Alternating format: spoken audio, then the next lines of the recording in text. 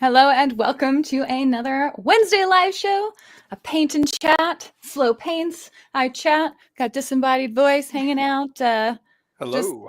adding his opinion. Paul moderating in the chat to keep all of you behaving.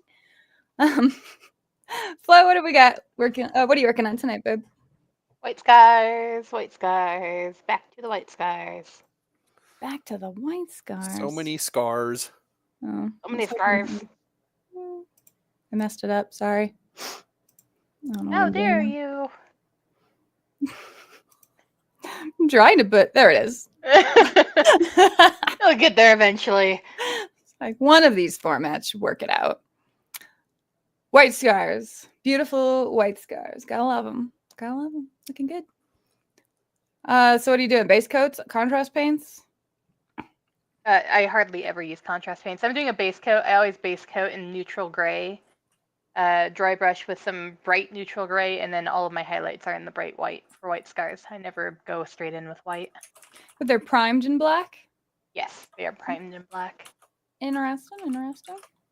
Hello to everyone in the chat. Thank you for joining us. Jeremy, I see you made it here early. Decided to answer my question. I guess spoiler warning, the answer is whatever Jeremy likes. So I hope he's immortal because this question won't go away.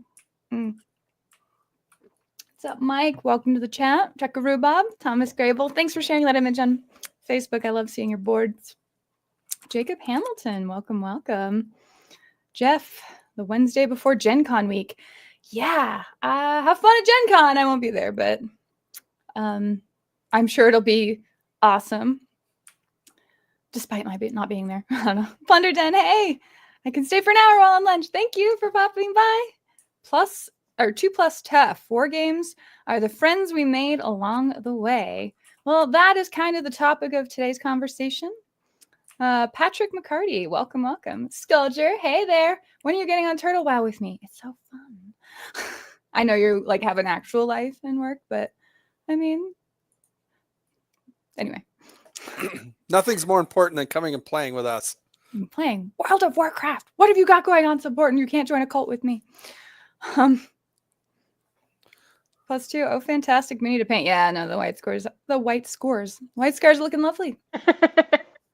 It's beautiful. I need to get by. Are they still on display over at Tavern of Souls? Yes, no, they have a whole glass case of white scars I painted. And he was commissioning extra shelves because there wasn't enough space for all of them. Beautiful. That's right. That's how many white scars Flo's painted. Yes. I painted quite a few. Just a few. Fair enough.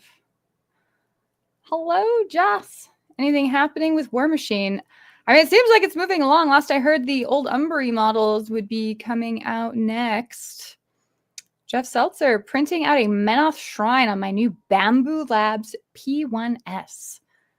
Man, 3D printing technology. Nice. I assume it's a resin printer, but nice. Nice. See, Jeremy, I won't be there either. It's inventory time. No vacations allowed. Ugh. Jerry, welcome. Chess and Othello are war games. So is marriage, I guess. Well, so that depends on how broadly you categorize it, right? Disembodied voice often says that war itself is 50% engineering and 50% psychology. This is correct. So, presumably, a war game would maybe be somewhat representative of that. Would be maybe a place to start. And I don't know how much engineering you're using in your marriage. I guess that really depends. But hopefully you're not at war with your spouse. I was about to say, like, combative competition. Well, I mean, the War of the Roses, I guess. That's what that movie was about, right? Yeah. Thomas Grable, Gen Con will be fun. I will be entering the painting competition. Congrats. I'm sure you'll do amazing in that, Thomas. You're a fantastic painter. Always does. Who was Rachel, I think, was going to Gen Con. She is going to be our last show. Con. That's right. Our guest from last show, Rachel. She should be there. If you're there, go say hi to her from Wargamer Girl. Yeah, Wargamer Girl says hi. She can't be there. Jeremy, Menoth Shrine are so cool. Scoldra, oh, I know. I'm going to be moving for the 3rd time in 2 weeks. Ugh, Just buy a new house everywhere you go along the way, so that when you have to move back, you don't have to. It's not as impactful. Just when you leave, just start Airbnb-ing Airbnb old house and then just move to a new one. Jeff, between our Elegoo Saturn 4 Ultra 16K now, and the P1S, my brother and I are painting all kinds of stuff. Downside, physical prints take up actual room in real space. The STLs are so easy to collect. Oh, I know. I think that was one of the poll questions I'd asked a while back is it still a pile of shame if they're still STL files and not actually printed? And it was a toss-up. I think most people agreed it was not. I can't remember now. Scoldry, yeah, for pile sure. of shame. It's the file of shame.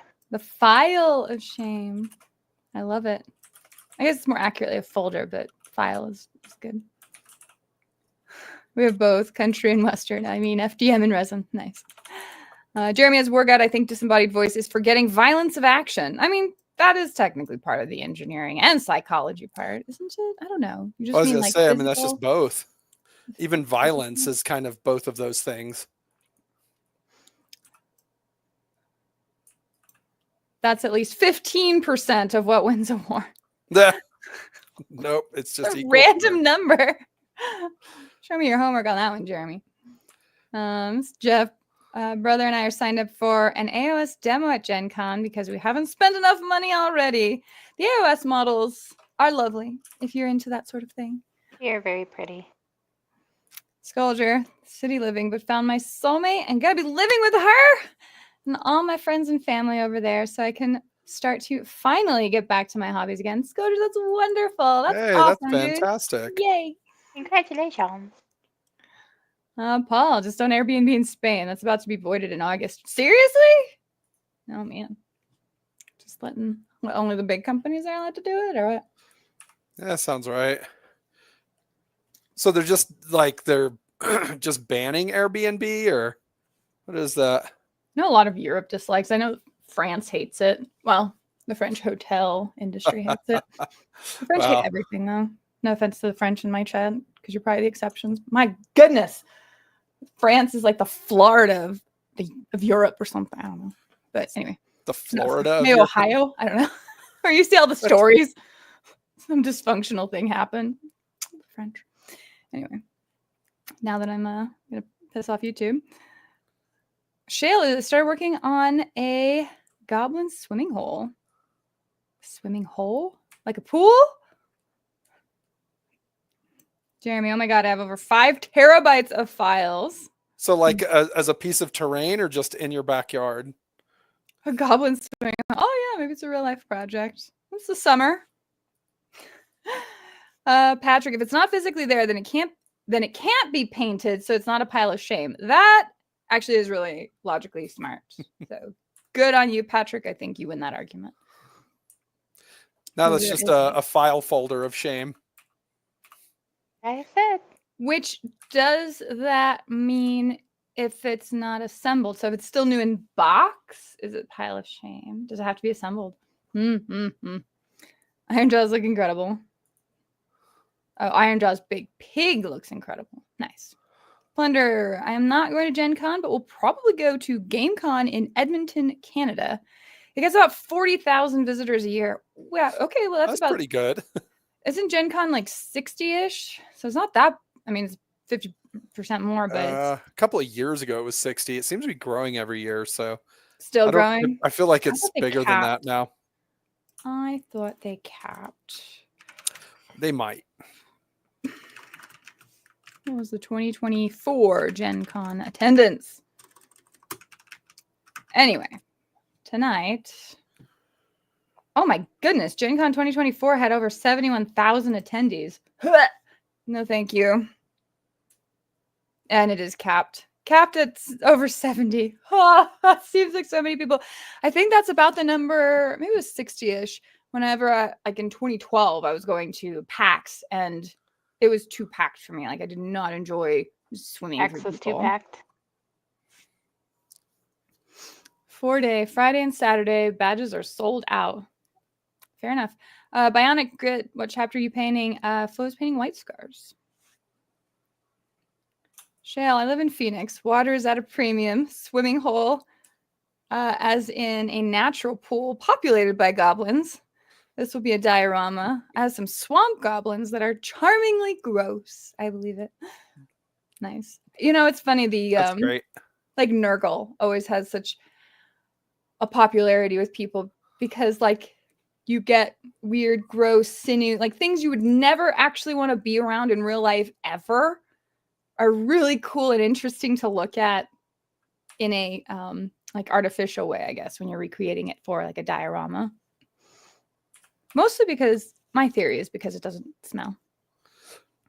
Paul says in Spain they've said you need more proper paperwork to be an Airbnb, and only about 10% of people have signed up for it. Basically, they want to stop foreign owners buying up housing. I think that was a thing in Canada. There's a lot of foreign.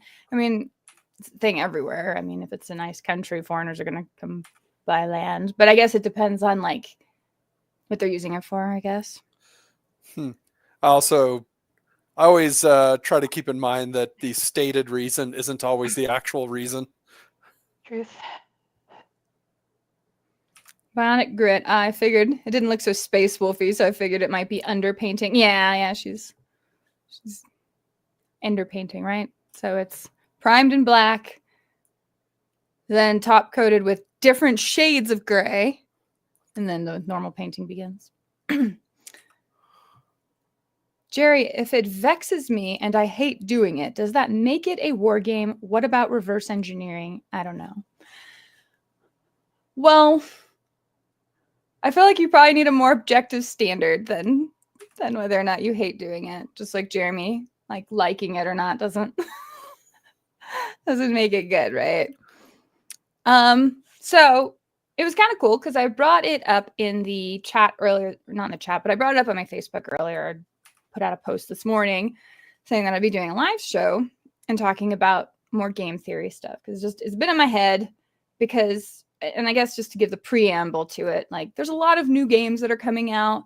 There's a lot of reboots of games. There's a lot of just new releases for games that are already out. So, 10th edition has all their new stuff coming out. AOS is pushing all of their new edition stuff. Trench Crusade has, made a splash on the market. 3D printing is at a peak. We've got one-page rules. We've got, the next edition of Malifaux. We've got so many types of rule sets out, and all of them feel very demanding on special rules and specifically knowing how to play the game. And what I mean by that is it's a lot of focus on maybe things that don't, and this is where I could be wrong, so please let's have a conversation about it. But it seems to me like a lot of the rules that you're learning in Wargames now don't have anything that translate to like real life strategy. Part of what was the impetus for this was Disembodied Voice showed me an interesting little hour-long video. What was it called? Like Green Berets versus the Predator? Yes. And it was like, you take the Predator movie with your superstar badasses, right? Who are military operations people fighting like the local Guatemalans, I guess. And the movie does what the movie does, but they're talking about like, okay, so if you were to make this a real life military operation, how would they actually approach getting into the camp and rescuing the hostages and handling evacuation and recon and securing the perimeter and identifying the foes they'd be up against? And there was this interest. I'm sure it's like actual military stuff because I've never been in the military, so I'm sure to anyone who has been, you're like, duh, thanks for learning to walk. But there's all these processes you go through to. It's sort of standard military doctrine in terms of planning and operations and all of that sort of stuff. Right. And yeah, exactly. So a bunch of processes you go through that doctrine to identify what the enemy likely has, where their position likely is, and everything that actually feels like real strategy that you use in your day-to-day is probably not accurate, but that would apply to a real life situation. Well, just to give an example, every year we put together the logistics of hosting our Valhalla event.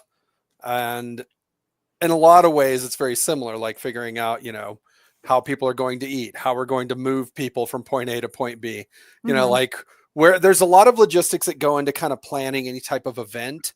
And I would argue that, a mission is an event, and it can definitely be planned for and kind of thought out ahead of time. Yes. But the interesting thing about it was general strategy. One of the big things that apply in like a wartimey situation is like fog of war and being able to do reconnaissance and understand what it is you're fighting up against. And I guess in watching this hour-long video, it really highlighted the things that do not exist in modern popular war games, having not played Napoleonic Wars or the historic stuff. Even Bolt Action like does a pretty good job of it. Like it adds a lot more, but it's not, the type of fog of war where you really need like a recon team or you get some sort of intel and you're working with information that may or may not be good. Like on a board, when you're playing against somebody, you generally have fairly perfect information. Most rules are open knowledge, like you can know what the opponent has or doesn't have, and then you just work from that, Well, which is having a tabletop where you can see everybody's models, kind of, I mean, that is recon now. Like you've kind of eliminated the need for recon because you know what your opponent has, how many enemies are there, all that stuff. Like it's not like it's a major and very important aspect of a military operation. Mhm. And yet it just isn't needed at all once you put your toys on the table. And so I feel like there's certain aspects of that get lost or that kind of go away because it's a game.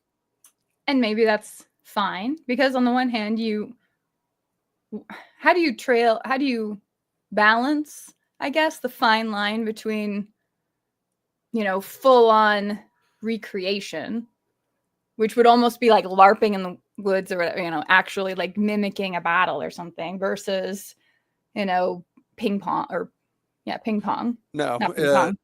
Uh, Oh, what is the name? We have one in the cabin. Um, how's it called? Pinball. Pinball. Thank you. Oh my gosh. Pinball with like whatever your favorite I don't know, IP like slammed on the side where it's like it's not anything representative of that world. It's just this very gamey game. Well, And the game's too gamey. I'd say that it goes into almost like a spectrum, right? Where it's like on the one, on one end of the spectrum it's like um, wow, I just forgot the name of it again. Pinball machine with, I don't know, orcs painted on the side. And on the other side of it, you have, something like MBT or Harpoon or these like incredibly highly detailed, almost military models, some of which are actually played at West Point, just to simulate warfare. And one of the big things that I would argue that is like the balance is it's what do you call it? Like bookkeeping, basically, right? A lot of computer games really kind of handle a lot of it now. And so I think that there's a strong argument that like, well, if you want to play anything with any real logistics to it, just go play a computer game. And it's like, yeah, but there's no version of tabletop wargaming I can't do a better job of in a computer game. But that's not really why you walk up to a table, across from somebody and play a war game. You're playing the war game because you want to play a war game in person with another person on the table, models you've painted, the hobby aspect, all that stuff. But I think that it's why a lot of rules, at least for a long time, were like they're constantly, research and developing more and more tools to make them a more streamlined representation of a very chaotic and messy real world physics, if that makes sense. Whereas I feel like as the gaming, I don't know, industry, the tabletop wargaming industry has gone for decades and decades, it's changed from that into something where the people playing it are more concerned with, how would I put this? Like kind of creating more random or interesting rules interactions rather than a representation of actual like strategy or a battle or something. You know, it feels more like Magic the Gathering than it does, you know, something representative of a war or a combat. Well, and that may be one of the more core questions here too, is like, have we gotten too in the weeds of the gaminess of it and like gotten away from the roots of strategy? Because I don't know that learning the really amazing strategy for how to specifically pit Tyranids against Guard translates especially well to any other aspect of life. And I am a big proponent, though I would hope it's not a controversial point, a big proponent of games teaching you real life skills. And I don't mean just like quick arithmetic by adding up numbers. Like, yeah, you get that in most games. Cool. But I mean, I remember with playing a lot of War Machine in Mark II, because you couldn't pre-measure, there would be these, I don't know, they were not good faith statements in my opinion, but they would say, oh, well, I don't think I should have to be a carpenter to have to be able to eyeball the distances in order to play this game well. It was like, I specifically got good measuring distances by playing that game. I wasn't doing carpentry. Like that wasn't I didn't come to the game having an outside skill. I developed it in that game. Well, I think an argument that was made a lot of times was that it's just literally impossible for someone to learn. You know, that you either know how to do it or you don't. Which is not true. How much are you talking down to your audience when if that's the argument? But I mean, even beyond that, there's an interesting, you know, point that you raised that we were talking about the other day, where you're talking about like the Guard and Tyranids, where, you know, at this point, it's like you're kind of just playing for these arbitrary objectives, where it's like when you really look at Tyranids, in no world do Tyranids need to go over here and hold ground. You know, they're trying to consume biomass. That's what they're trying to do. That's it. You don't consume biomass by holding this building, you know, for 3 rounds, or, you know, holding this place over here and not being contested. If anything, Tyranids want to be contested because they want to eat the people that are contested, that are going to, you know, going to them to try to contest their objective. And it's like, even what it is that these fictional, you know, armies in this setting are trying to do is not actually represented by the game. Yeah. And I was listening to oh God, what was it? I was listening to a Luton story. It was him. It's kind of a rant he was going on, but I think it was about, I'm blanking on everything right now. The major human Imperial Guard commander with the orc fist. What is his name? Are you talking about Yarrick? Yarrick, thank you. It was a rant about Yarrick, if you're interested in going on there, but he's talking about it where he was kind of wanting Games Workshop to kind of divorce the lore, the story, stuff like that from the tabletop game, so that the story can progress and lore hounds can be satiated with constant new novelty, essentially constant new story and story changes, all this stuff. But he was lamenting that it wasn't advancing as fast as he would like, because, you know, the tabletop game needed to be balanced, you know, that there needed to be a constant state of war and things like that. And it's kind of interesting because I've watched World of Warcraft do it, where every other expansion, the Alliance and Horde are now friends and they're fighting against a common enemy. And then players don't really like it. So then the expansion after that, the Horde and Alliance are at war again and they're at enemies and wars everywhere. And then after expansion, they're like, oh, we have this idea for like a new world event. So the Alliance and Horde band together. And it's like, all right, this is getting silly. And Warhammer admittedly doesn't want to do that. And I appreciate it. But a large part of that is that whenever I put, you know, models down on the table, I actually want them to represent something, you know, otherwise who cares? Just paint all your guys, you know, blue or red or purple or whatever, and just, you know, make them represent nothing and be chess pieces essentially, you know, on some arbitrary game. But when you play this, most people I know, I mean, just take Warhammer as an example, just because it's the big popular one, but go to anybody playing Warhammer and just go, hey, why do you play this army? And usually outside of very competitive tournaments, which is 99% of the actual game, usually people are like, oh man, no, I love Blood Angels. They're like this crazy cool thing. I love it. Or, oh man, I love the Viking theme, you know, like I love that this, and oh, the lore behind this guy is really cool, you know, and blah, blah, blah. It's like, they usually have a reason that they play their army. And if there's a reason you're playing your army, then there's a reason your army is at war. And I think that there's a lot more, I don't know. It's funny. We've been talking about like various, you know, dog toys and things providing enrichment for animals. Oh, yeah. And it's like, to a degree, I mean, it does. Like, that's what a war game kind of is supposed to do, is provide enrichment for Which its part player. of enrichment is challenging and or annoying you. Yeah, well, yeah, for sure. And so it's, I don't know. So whenever you look at what a war game is, I think a lot of people want to take the war out of the war game. At which point it's like there's an entirely even much larger market of board games that they could be playing, but they kind of want to, I don't know, they kind of want war games to resemble board games more so. And so we were just kind of talking about, for this, I don't know, this episode of our live show, like what's a war game supposed to be anyway, if you take the word war out of it, you know? And so I understand people just wanting to play kind of, what do you call it? I don't know, just games, right? Just like games that don't represent anything in particular. Mm-hmm. But it's a sort of thing where if you're playing a war game, I would argue it should represent war in some sort of, I'd hate to say realistic way, but intuitive way. Yeah, I mean, an arguably representative way. You don't need it to be so realistic. I mean, you could go.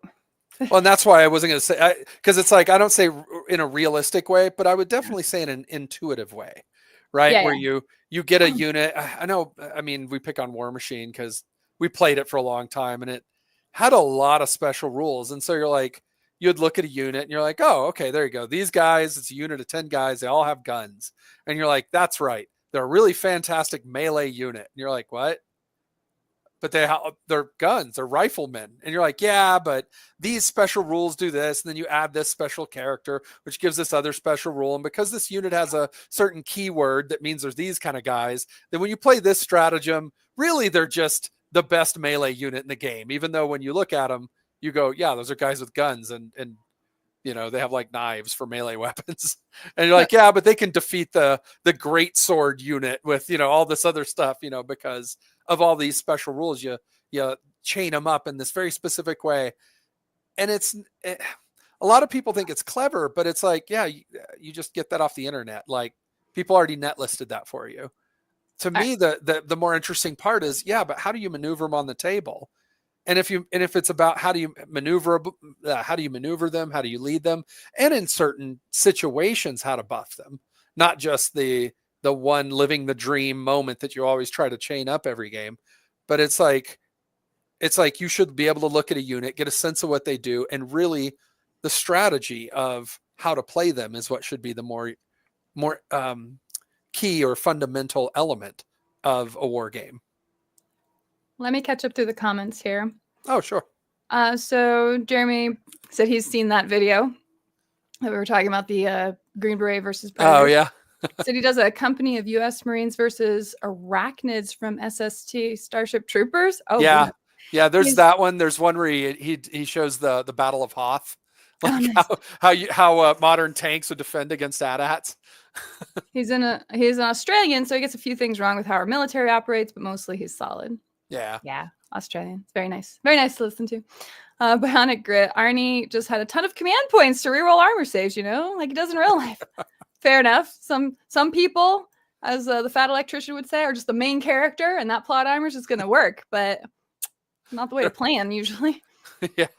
Paul, plan. Let's hope they're using a truck facing a hut to power the generator. I have a satchel charge on me. Jeremy, I was considering a blind deployment game where you both deployed blindly and then the decider is removed and you see if you need to move units to react to enemy deployments. It's an idea. But like there would be ways around that too. But yeah. Bionic Grit. It's also a little tricky to represent something like the Alpha Legion on the table, since a lot of what they do is intelligence, sabotage, infiltration, and whatnot. And that's a good point, because you're talking about a fantasy world where technically that unit would play not at all in the rules of the way 10th edition is right now, where it's so normalized that everybody kind of has the same objectives. Well, kind of think about the Catachan, though, right? Like, the theory is that they've been here and set up traps, like Arnold Schwarzenegger in The Predator. And so, like, there's the rules you would have where if you had Catachan units, one of the base rules is that you could pick certain terrain pieces and just claim they're booby trapped, right? That this was done ahead of time. I remember Tyranids had a rule that I think was pretty broken. It was a little too simplified probably, but the idea that, well, your forces had already been invaded ahead of time. And so there's already like little Tyranid, I can't remember how they justified it exactly, but there was essentially like, once you deployed, you would then roll for each unit to see which ones had been infiltrated by Tyranids already, and whether or not, and how many casualties they already took, like before the battle started. Yeah.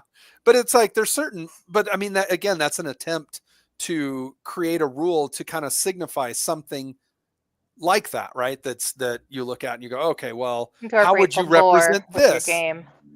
Yeah, well, yeah, it kind of goes with the lore, and it also represents something that isn't just move unit, shoot unit, things like that. It's a little more abstract, but trying to still be represented within a rule set. Right.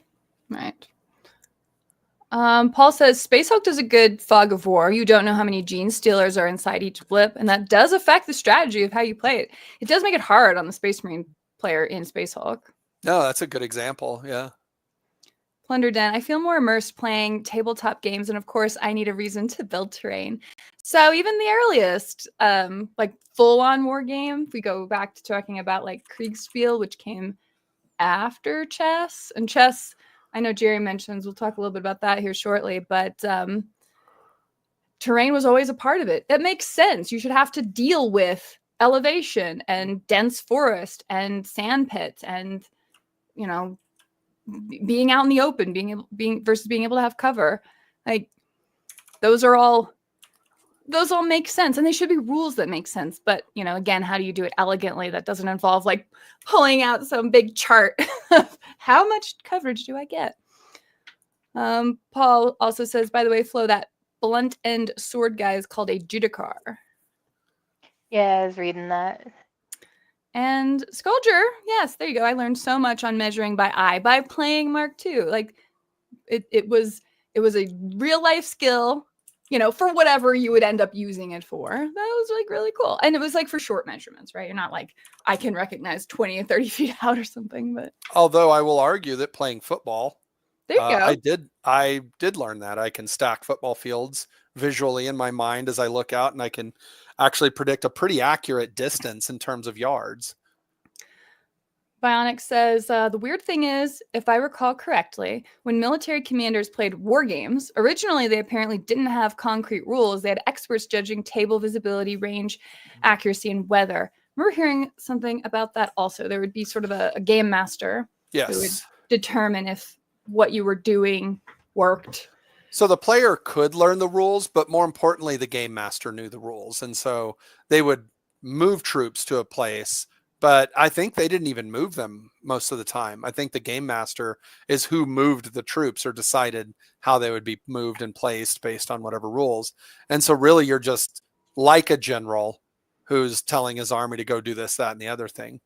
One of the things that I always enjoyed, War Machine had a lot, and I felt like they didn't use it enough, but the idea that you have to issue commands, that units could operate autonomously to a degree, but things like charges or, there's certain stuff that they could do that had to come from a command.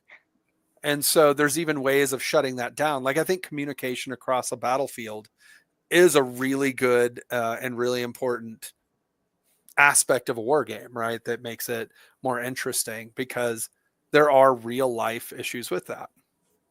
And communication's a big part of it. Do you remember when we played Artemis at Adepticon several years back? We had Dan Yes. and Owen and Owen was the captain. I remember that. Mm-hmm.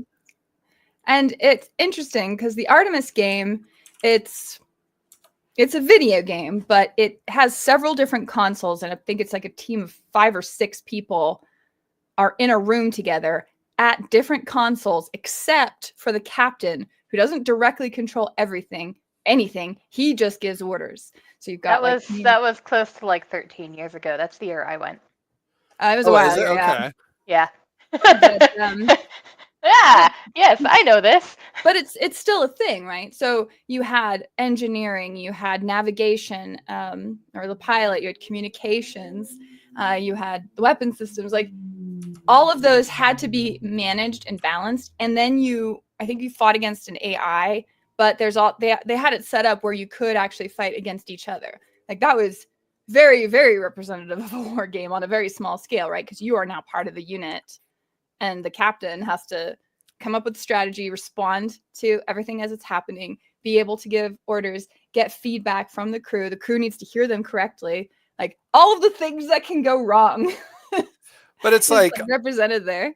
It's not just a game. Like, oh, look, it's a game of telephone. It's like, no, this is actually representative of somebody who is like the commander of a large vessel commanding a crew of people who are specialized to do their jobs, which is accurate.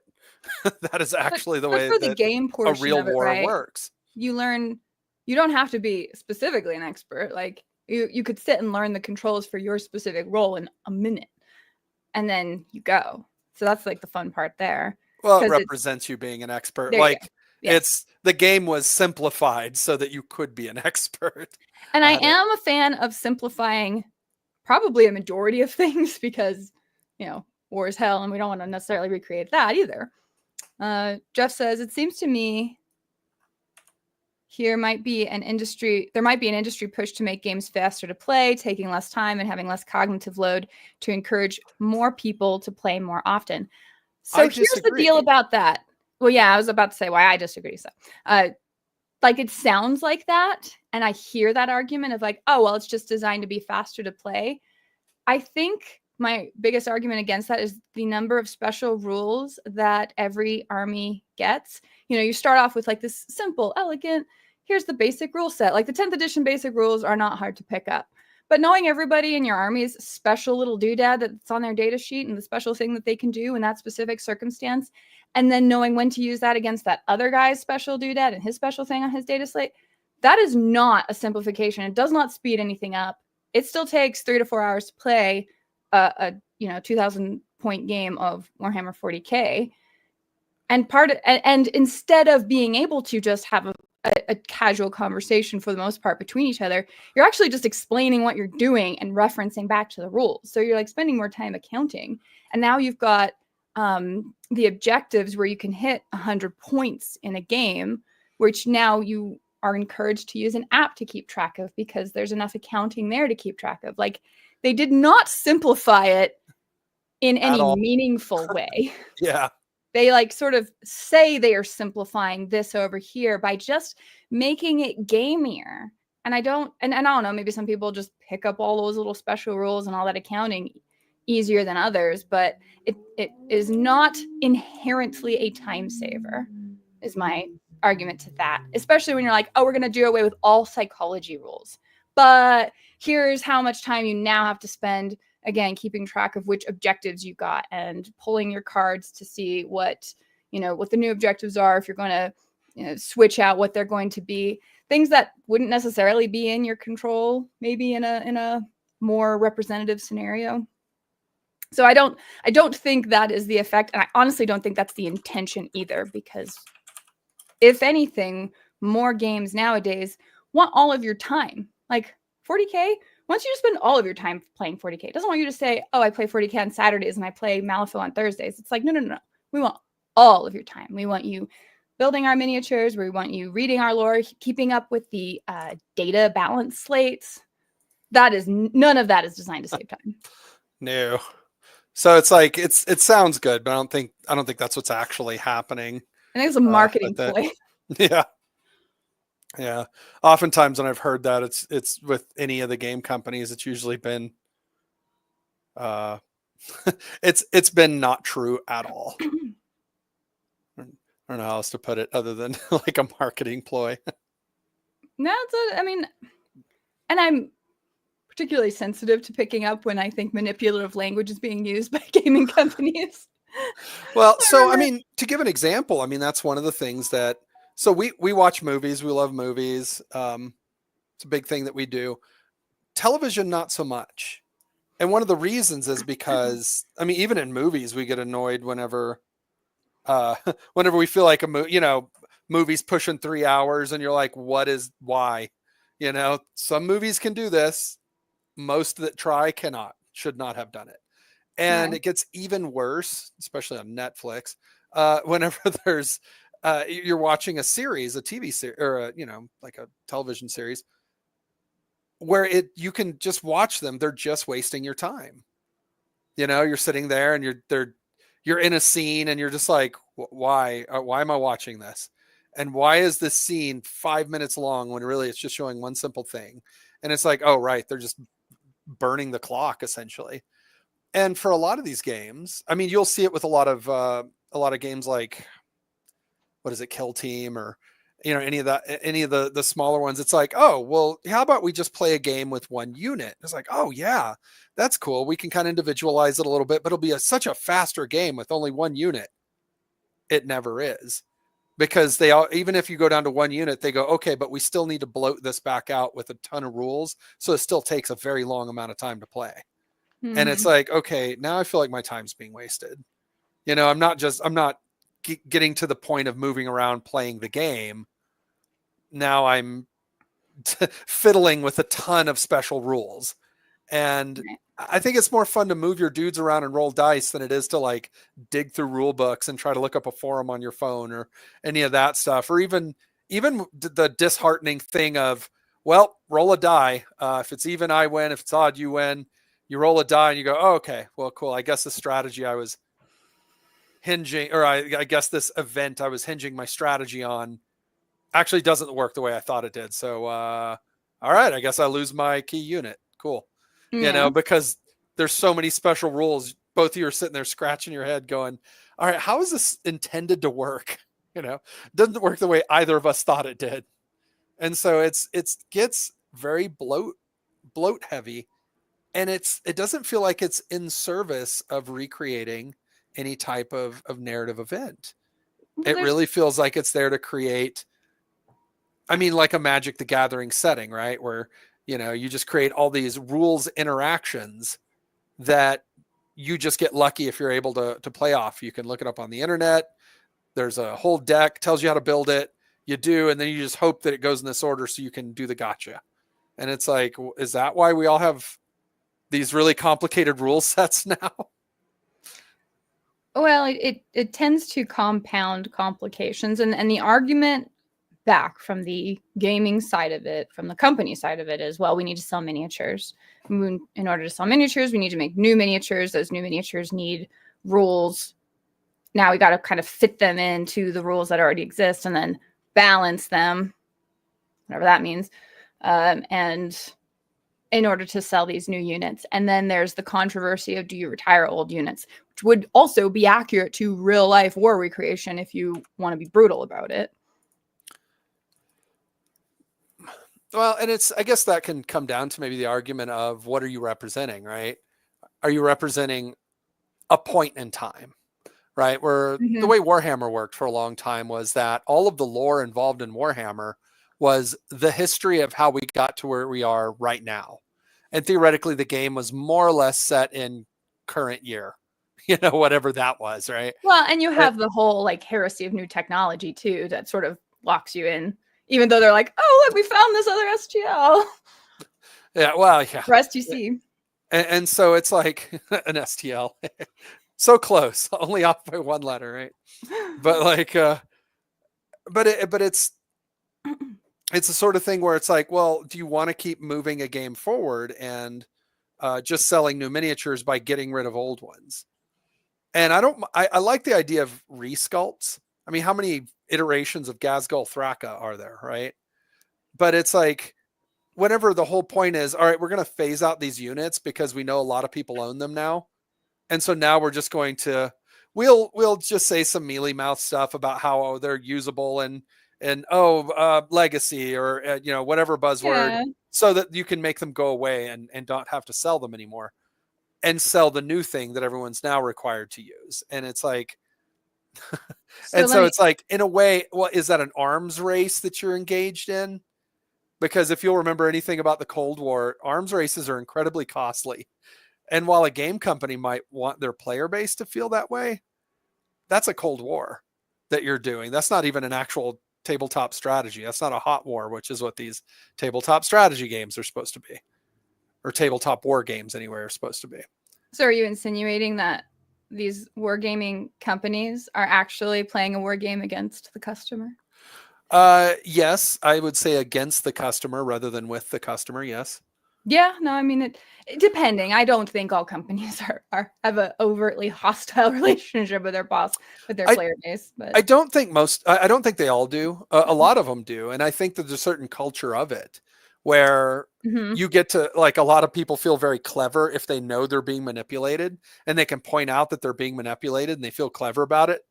But it's like, you're not very clever if you're still sitting there getting manipulated, just because you know it's happening. Yeah. And so what, you got like the marketing team playing the psychology game against you. Oh, don't you want this new thing? Don't you want to feel cool? And yeah, but don't you want new models? You hear some insider baseball of people within certain game companies who do not have positive views of their customers. So it's like, that attitude's somewhat there. Whether it's the majority, I don't know. But and it's interesting because you'll hear a lot of insider views from people within companies that don't love what their company's doing either.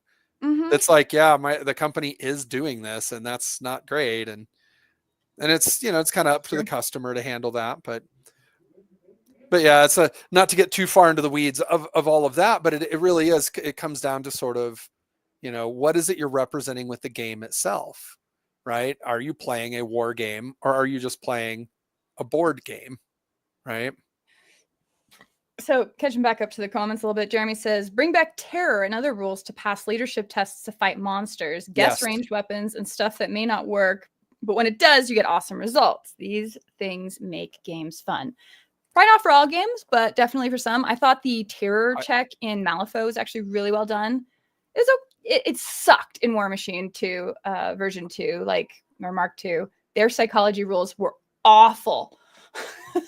It was like, pass this check or you're broken until you literally just pass that check later. And all my Widowmakers would just flee off the board. It was terrible. So I disagree with your initial statement. I think they should be in every war game.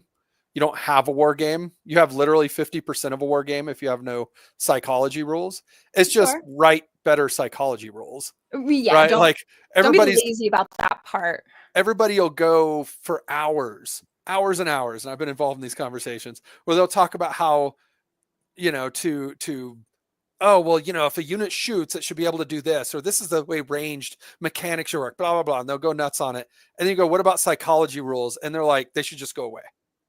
And it's because, well, I want my little shooting rules interaction to happen. I don't want to deal with soldiers that don't do what I ask them to. And it's like, yeah, but then you're not playing a war game. Now you're just playing, I don't know, a shooting simulator, right? It's the difference between, acting out of combat and playing, I don't know, like, this unit goes to the shooting range today, which is what a lot of gamers would rather play. And it's like, well, yeah, there's an inherent want for every general to have every single soldier in their army to have perfect battlefield discipline in the face of, anything at all. In the face of their own mortality at any given moment.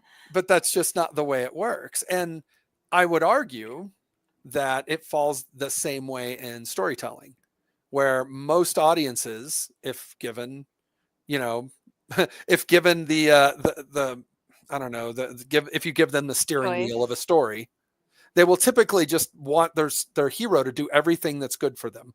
That way everything good happens to them. And then they get bored and then they wander off. It's why most fan fiction is terrible, because you want to kind of create an insert self character, and then you want that character, everything to be good for them, which is fine, right? It's the desire of every human, right? You want good things to happen to you and bad things to happen to people who are against you, and it's just like, okay, fine, but it doesn't make for anything compelling. And when you look at actual, I mean, I don't know if I'm spoiling a 10, 15-year-old movie at this point, but you have No Country for Old Men, right? It's actually a really good, really interesting movie that, I mean, I don't know anyone who watches that movie and doesn't have a whole conversation about it afterwards, because it sparks a lot of interesting thoughts that aren't, thoughts you just normally come across. And part of it's the fact that the protagonist that you're following, he kind of dies off screen at the beginning of the third act. And you're like, wait, what? And you're just watching kind of this force of nature go through the story. And there's a lot of discussion about it whenever you've watched it. And it happens because the thing, you're really rooting for the main character, and then he doesn't get what you wanted him to get. And you don't like that. And you talk about it and you try to figure out how that pertains to life and all this stuff. And it's actually really intellectually enriching, which is what Wargames should be. I do feel like there should be a value, and it shouldn't just be time wasted. It should be time spent in, enjoying something that's enriching. And I think that when you do play something like a war game, it should be that. And so with psychology rules, you really should have to deal with the fact that, oh, right, my guys don't want to charge into 8 units of Ogren just because it'll tie the Ogren up for a minute. Right. I mean? They're like, they kind of had plans for next Saturday. They don't really want to just throw their lives away at nothing, even if the general wants them to. But you could make them do it. Yeah. But it also lends a little bit more, right? Like, it always annoyed me in Warhammer 40K that the Space Marines shall know no fear, except for when they roll for fear. It's like, it should have just been a base rule the whole time. If that's like one of the biggest phrases, then they should never make a fear check. But only Space Marines, right? Only Tyranids. Only, if you have like undead or something, like, units that have no sense of self-autonomy, they don't know fear. And then, of course, Space Marines, highly zealous characters, things like that, because that is a useful trait that they have for your battlefield commander, and that's what makes them worth it. Whereas now, if you're just like, well, let's get rid of psychology, everyone just does what you want them to, and it's like, well, that's chess, right? There's no psychology rules in chess. You just move little pieces around, but it makes you further away from this being any kind of actual battlefield. Chess is extraordinarily clinical in that regard. So Mike says Old World is getting back to its roots, and he kind of points out later that it's all over Old World, like fear and breaking and rules like that. Now, Old World was a game from the 80s, right? Yeah. So if they're getting back to that kind of stuff, I wonder how well that's doing. Battle. Yes. But I wonder how well that's doing as far as,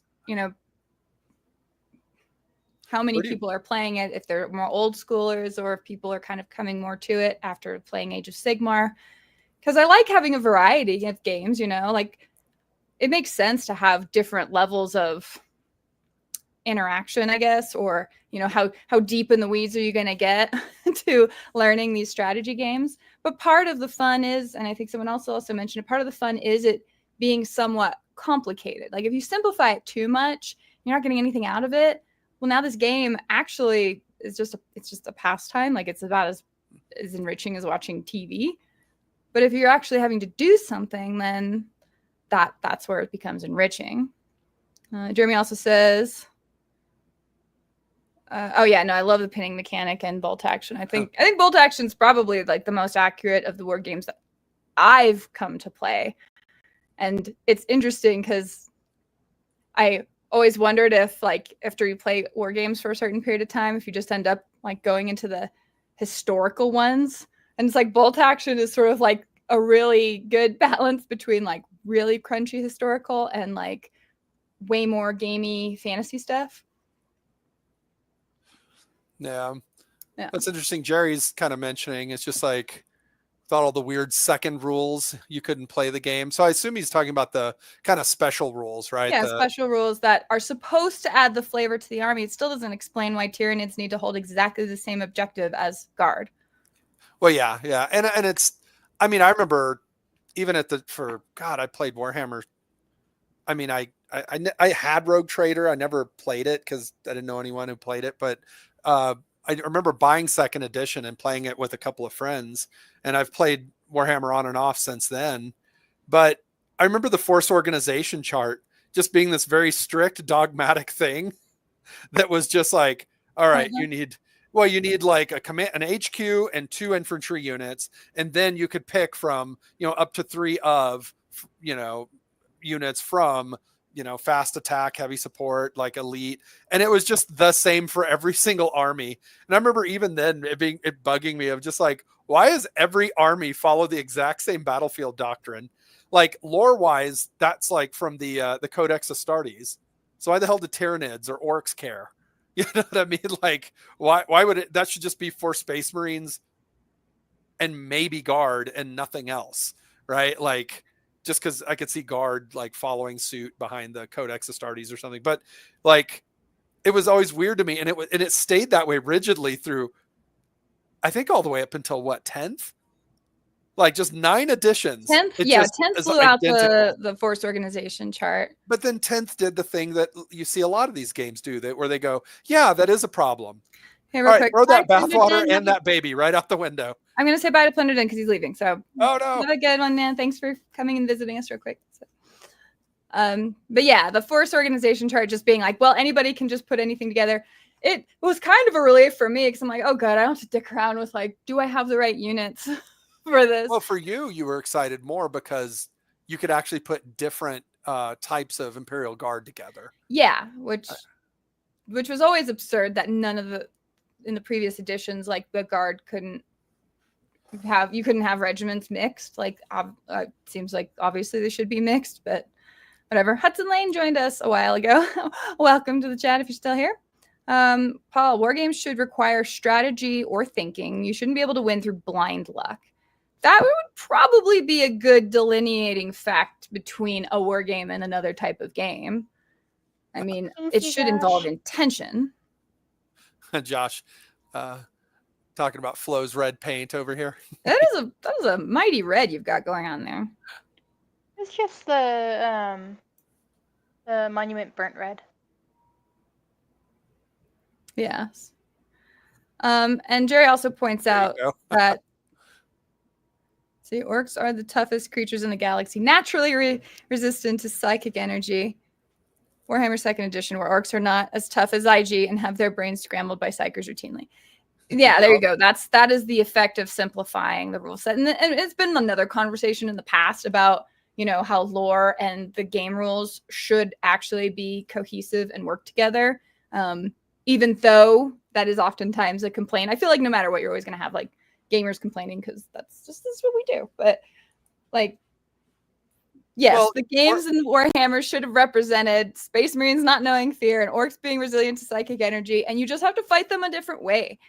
Well, I would say that wargamers, I think, naturally have more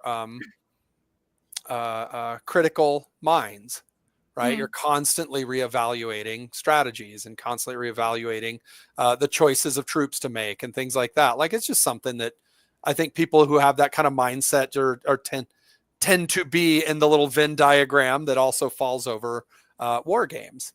And so I think that, us complaining or talking about if this is good or bad or whatever, I think is a positive thing. I think it's actually natural and should be done in something like a war game. But also done regularly. Yes.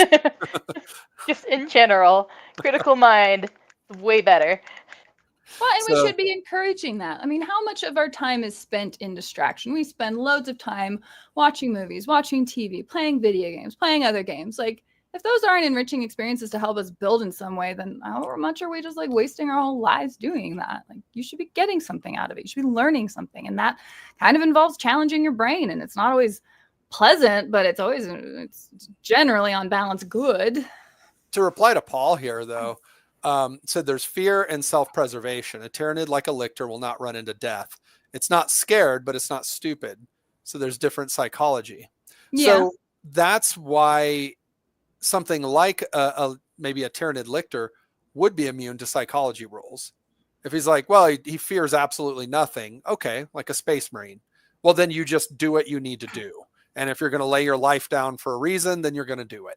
You know, you've decided to do this, and fear is not going to be a factor that applies. But then you take, you know, the rest of us human beings or orcs or whatever, right?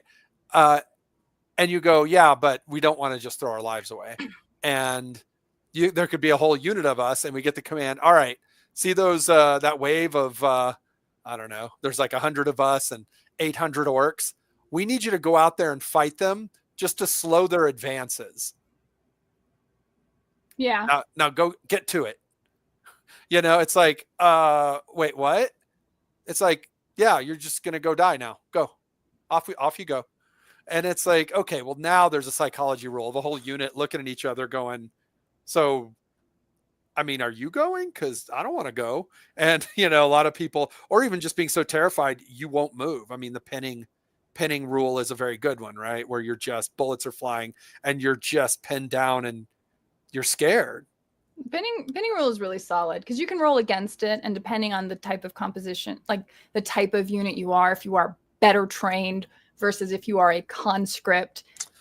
I would say trained isn't, it helps, but there's a certain, I mean, like, again, a space marine, you look at like every, you know, from a space marine to I don't know, where it's like, there's a fanaticism of not only are you willing to lay down your life at literally any moment, you're kind of rearing to do it.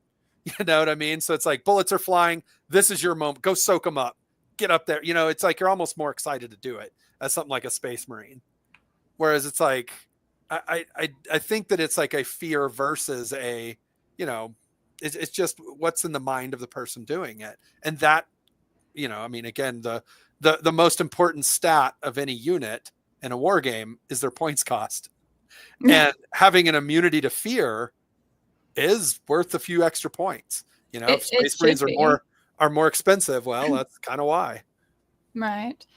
And that's where, like, real life war, you never want it to be balanced, right? But for the war game, you're saying if all else is equal, if you're on equal points footing, and that's the point of the balancing. But Adeptus Ridiculous mentions that there is a difference between animal, I guess, politics and human politics, but the different psychology of that. So yeah, what a Tyranid cares about is fundamentally different than what a guardsman or a space marine care about.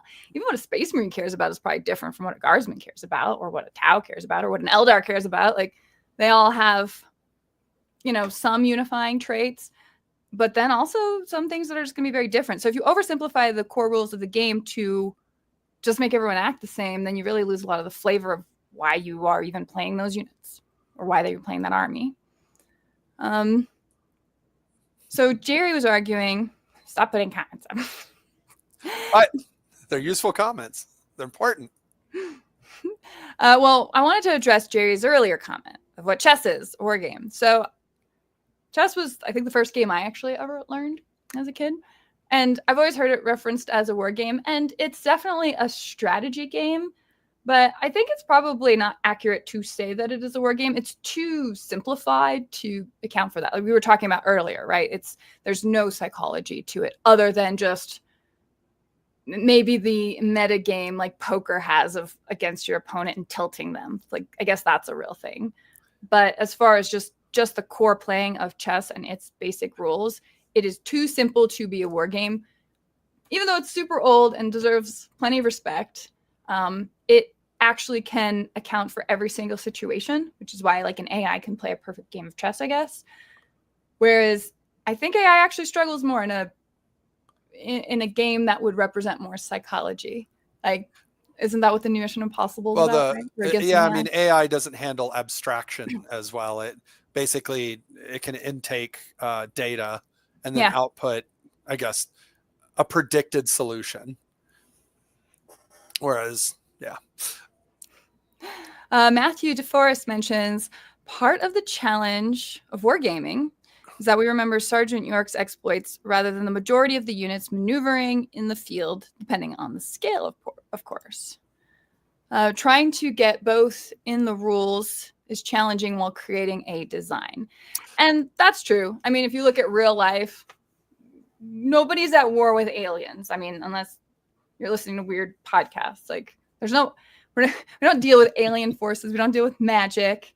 And so you're creating abstraction from there and then trying to make something grounded that you can wrap your brain around to fight it with. If you are dealing with aliens, it's a shadow war that we don't know about. That's right. So.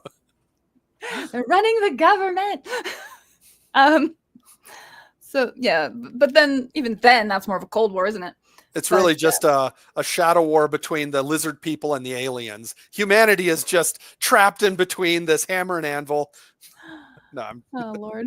That's for different YouTube channels. But I do wonder if part of it's getting to like, don't overthink it even, because I think part of all those special rules is people getting so wrapped up in the idea of making a special rule for accomplishing a game mechanic, then going back to say, well, what are these people about? What's it they want? What do the aliens want? What do Tyranids want? They just want to eat things. They just devour. They don't give a crap about holding a command tower. They just want to devour everything. Like the rules should be written and their objectives should be written around doing that.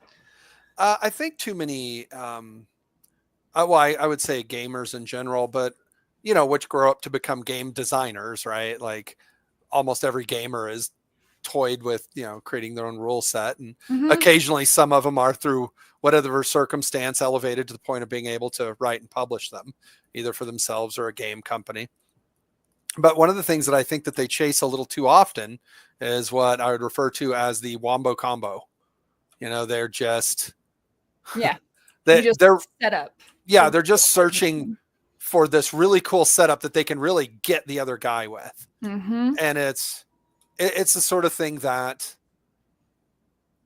it doesn't, again, it's the what do you call it? The idealized situation, which is like what most fan stories are fan fiction is made of, which is just, no, everything's idealistic. It's all going to work great every time.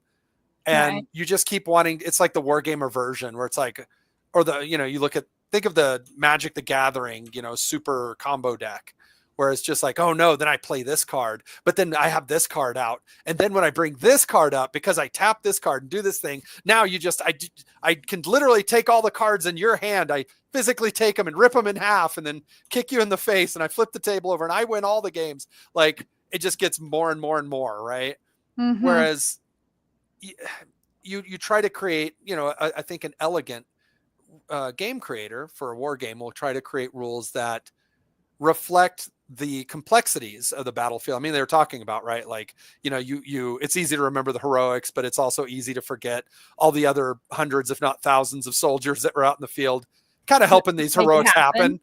And it's like, well, if you can kind of come up with a really elegant rule set, then you act with, a tasteful smattering of special rules that are in there to really try to underline, the flavor of the force you're playing.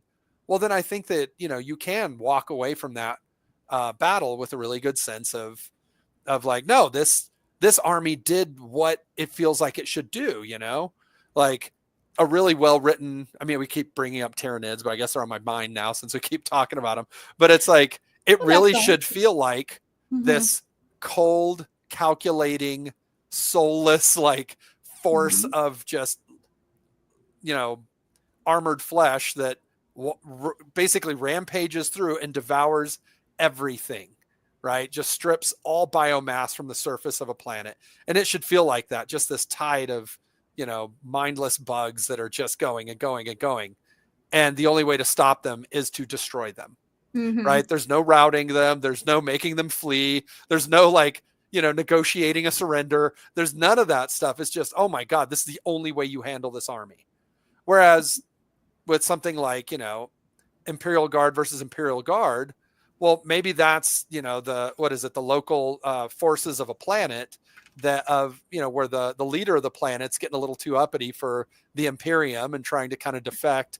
And so he's using his forces against, forces that have to come in from outside the planet on behalf of the Imperium. And so there can be a surrender. There can be the forces land and the battle starts and you rout a lot of troops, because a lot of troops maybe don't even like that, noble or royal or whatever it is that's, trying to cause the trouble to begin with.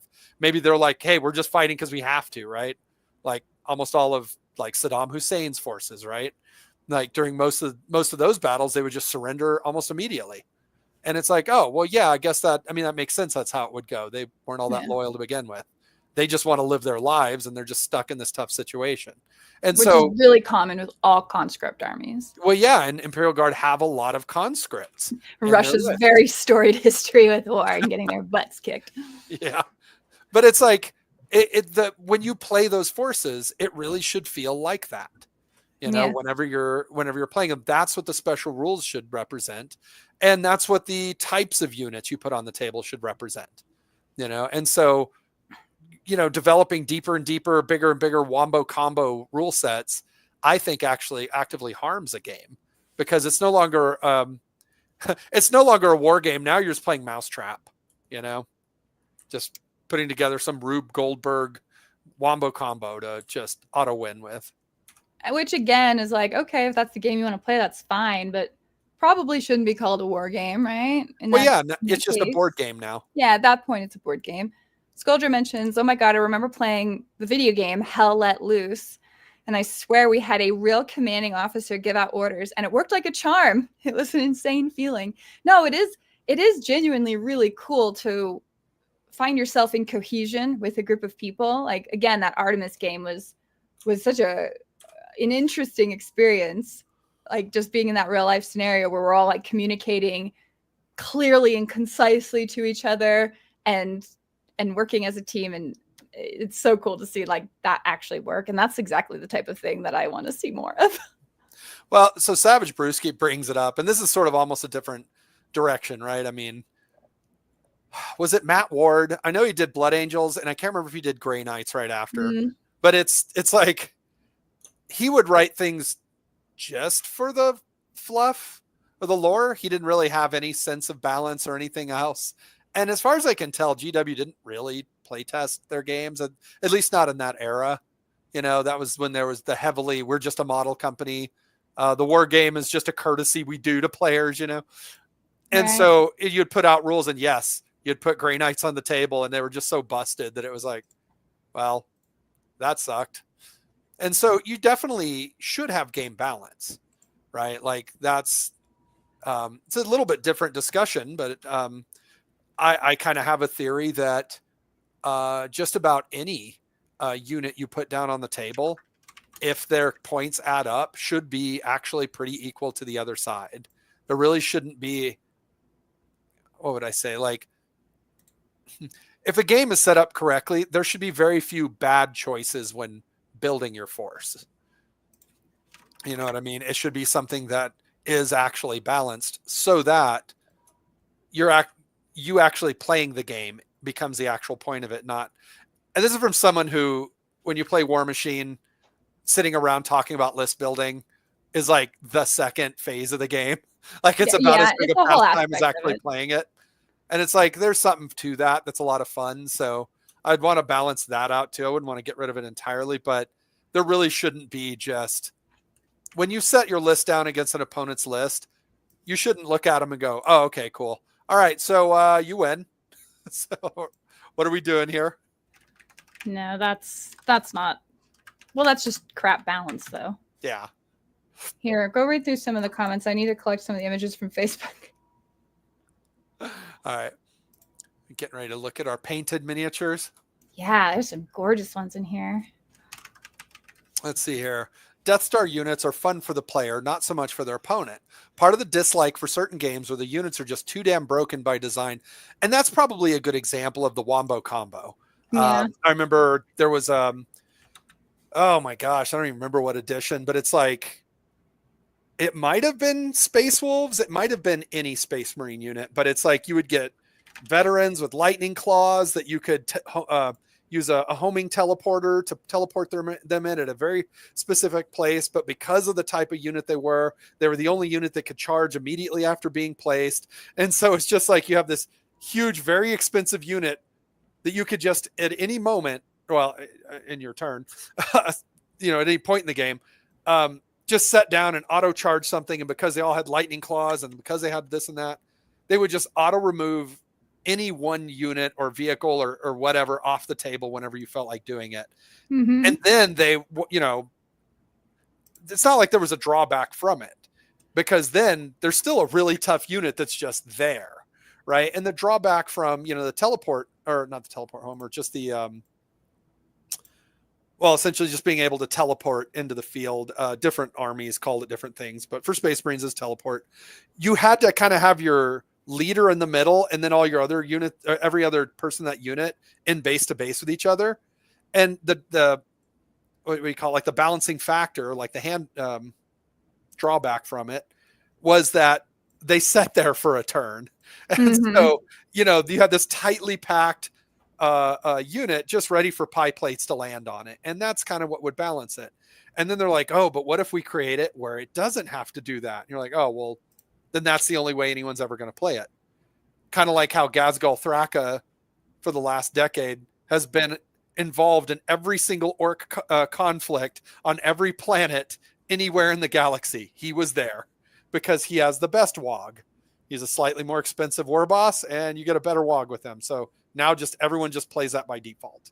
And it went from being a flavorful thing to just being, oh, well, yeah, it's flavorful, but it's also broken. So that's what we're going to put in every army. Right. And so, yeah, that's the Death Star unit sort of thing. And I agree that, you put one of those on the table and there's a lot of flavor and it's interesting, but you really need to have the drawbacks built into it. In fact, War Machine, I think, is an excellent example in Mark II, because they started creating theme forces where you play a game of War Machine. It's like, oh, well, you need a way to handle other jacks. You need a way to handle other things. And if you just played like Iron Fangs, right, from Khador, well, you didn't really have the Winter Guard. You didn't really have like the what were they? The crazy guys, the Doom Reavers. Yeah, Doom Reavers. So you didn't have a lot of your tools. And so as a result, they would say, okay, but if you follow this theme, right, this theme force where everything in the army kind of follows this, like you can't have anything outside of it, and you do just stick to this one theme, well, then we'll give you certain bonuses that are built in to kind of fill in those weaknesses, because we do want things to be balanced. And it's like, oh, okay, cool. Like, it's a way to field that army that you think is neat, and according to the lore of the world, is fielded, so it's got to be effective to some degree. And so it kind of shores that up in an elegant way that makes it work. And then the Wombo Combo crew came in, and they just started looking around through the different lists until they could mine for gold, which meant which list gives me the most free points of guys or whatever, which of these lists gives me the ability to just have more points on the table than my opponent, so I have a better chance of just winning. And then internet changed the way games are played in a lot of ways for that specific reason too. It's a lot easier to parse and parse that information, but that's just the natural, evolution in gaming to an extent. Well, and it took kind of an attempt at making a game more like a war game, where you assume, no, this military force is one you would find on the table. And so if they do work as just their own cohesive force, it kind of would represent, it's kind of an elegant way of representing through the rules that this force had trained together. The Winter Guard train with Winter Guard. They use Winter Guard doctrine. They use Winter Guard tactics. And so when you field nothing but Winter Guard, well, they have a certain way of fighting that works. They've overcome certain, like what you might think of as drawbacks. And to represent that, they added other rules. So instead of being like, well, how do they handle warjacks? It's like, oh, well, don't worry. They know how to handle warjacks. They've thought of it. We just need these special rules to represent that fact. And it's like, oh, okay, well, that works. And then again, the Wombo Combo came in, and they're like, well, let's gamify it and make it more gamey. And it's like, let's not. Well, and then you're like, well, let's take out the inconveniences of things like psychology and dealing with complicated terrain, which are like the core elements. You're like, let me just get rid of those in favor of the gaminess, and maybe that's kind of where it's losing it for me.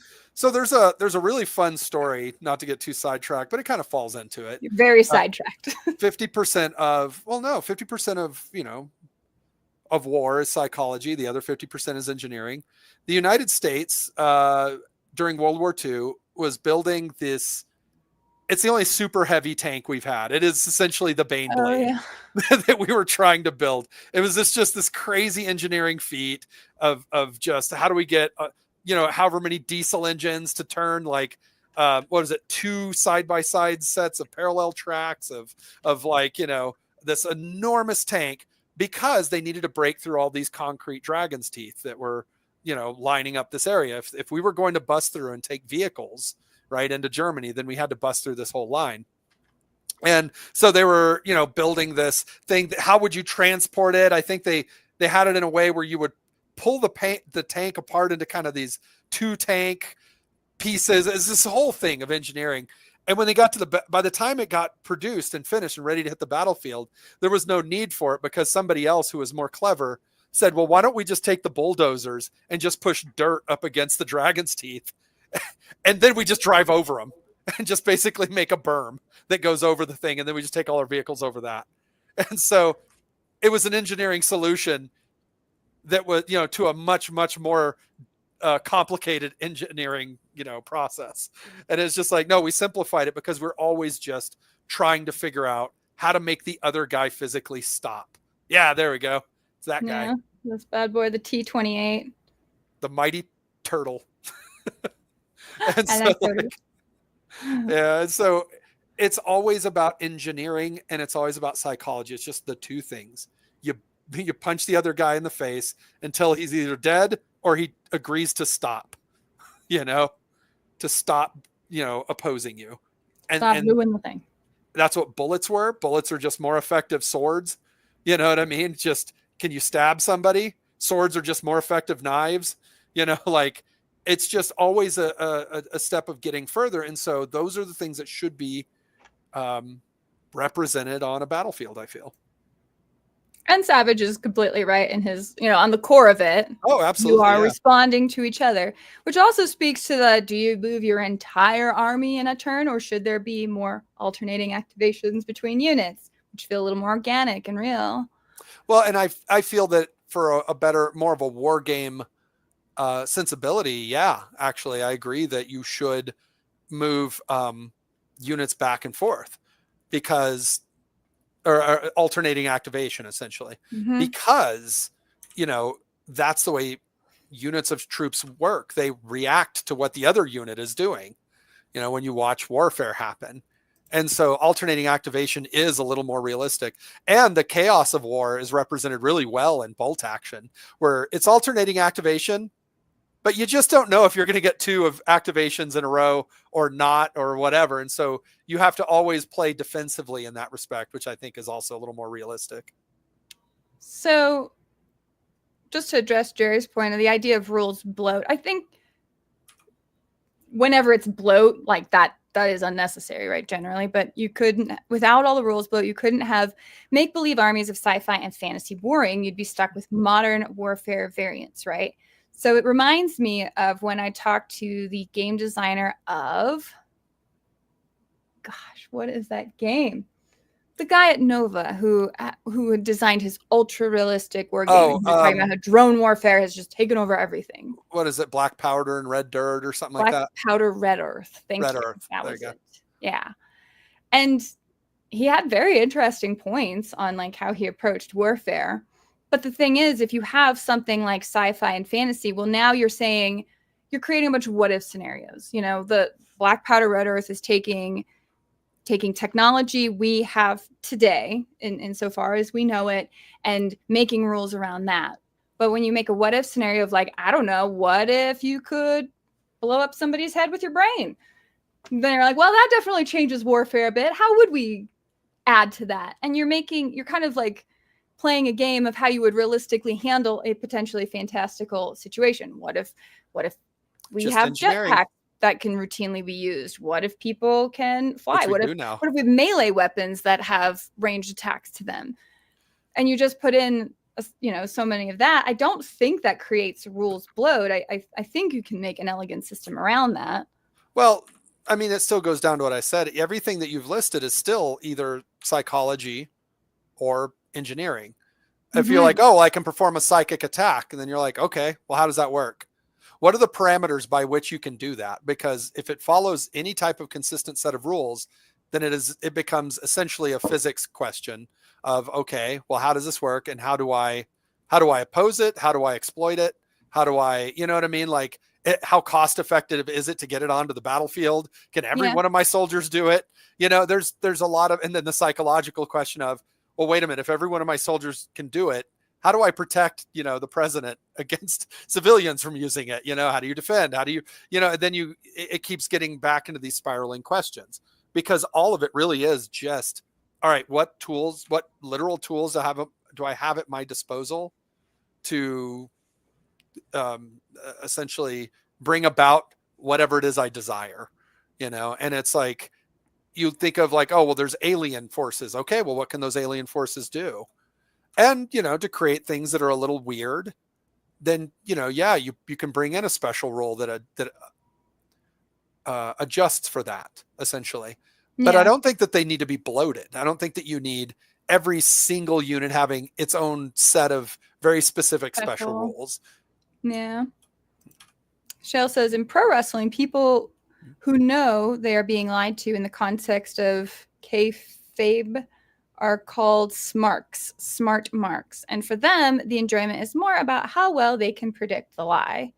So that almost feels like the type of game that we play outside of our war games, where we're speculating about what the companies do. Yeah. Well, or even, like what we think lore is going to do, or in that direction. Right. The point of rules is to be as stimulating as possible. If you can write rules. Stimulating or simulating? Oh, you're right. Stimulating as possible. And that's where you're balancing it. Like, how specific do you want to get? You can write rules to calculate the wind speed, how wind speed affects a shot, or just roll a d6. And I 100% agree with simplifying something like that. Well, I mean, and that's the type of, if you've ever played MBT or IDF, which is like the more modern variant, everything you do is literally a chart based on the range you are from your target. And if you're shooting it like a tank or a vehicle, it absolutely asks you, are you hitting their front armor, side armor, rear armor, top armor? Like, it gets down into those crunchy weeds, and it's all percentile statistics based. And it's like, yeah, you can do that. That's a little crunchier than a lot of people want to do. Or a lot of die rolls can just sort of more quickly and thematically address statistic anomaly. Good job on the white scar so far, Flo. Adeptus Ridiculous gives you kudos. Thank you. As an example, when you play Malifaux, one of the things bring that comment back up. One of the things I kind of loved is that instead of rolling dice, you actually have a handful of cards, and you play cards as your numbers that you're doing to shift your number. And what that does, I mean, other than just add, a certain degree of control over your randomness, although there is still ultimately just randomness. You don't know what cards you're going to get, what cards you're dealt, is that you have this kind of almost Old West feeling of sitting in a saloon playing poker, playing cards with an opponent. And that's the thematic feel of the essentially gang warfare that you're controlling in Malifaux. And so it kind of reinforces a thematic sensibility to it that I think is actually really interesting. I think it's a really good system.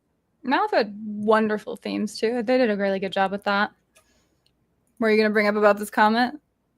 Oh, it's like the people in our theater hated the end of No Country for Old Men. Everyone does. I think everyone has a visceral response to the end of it.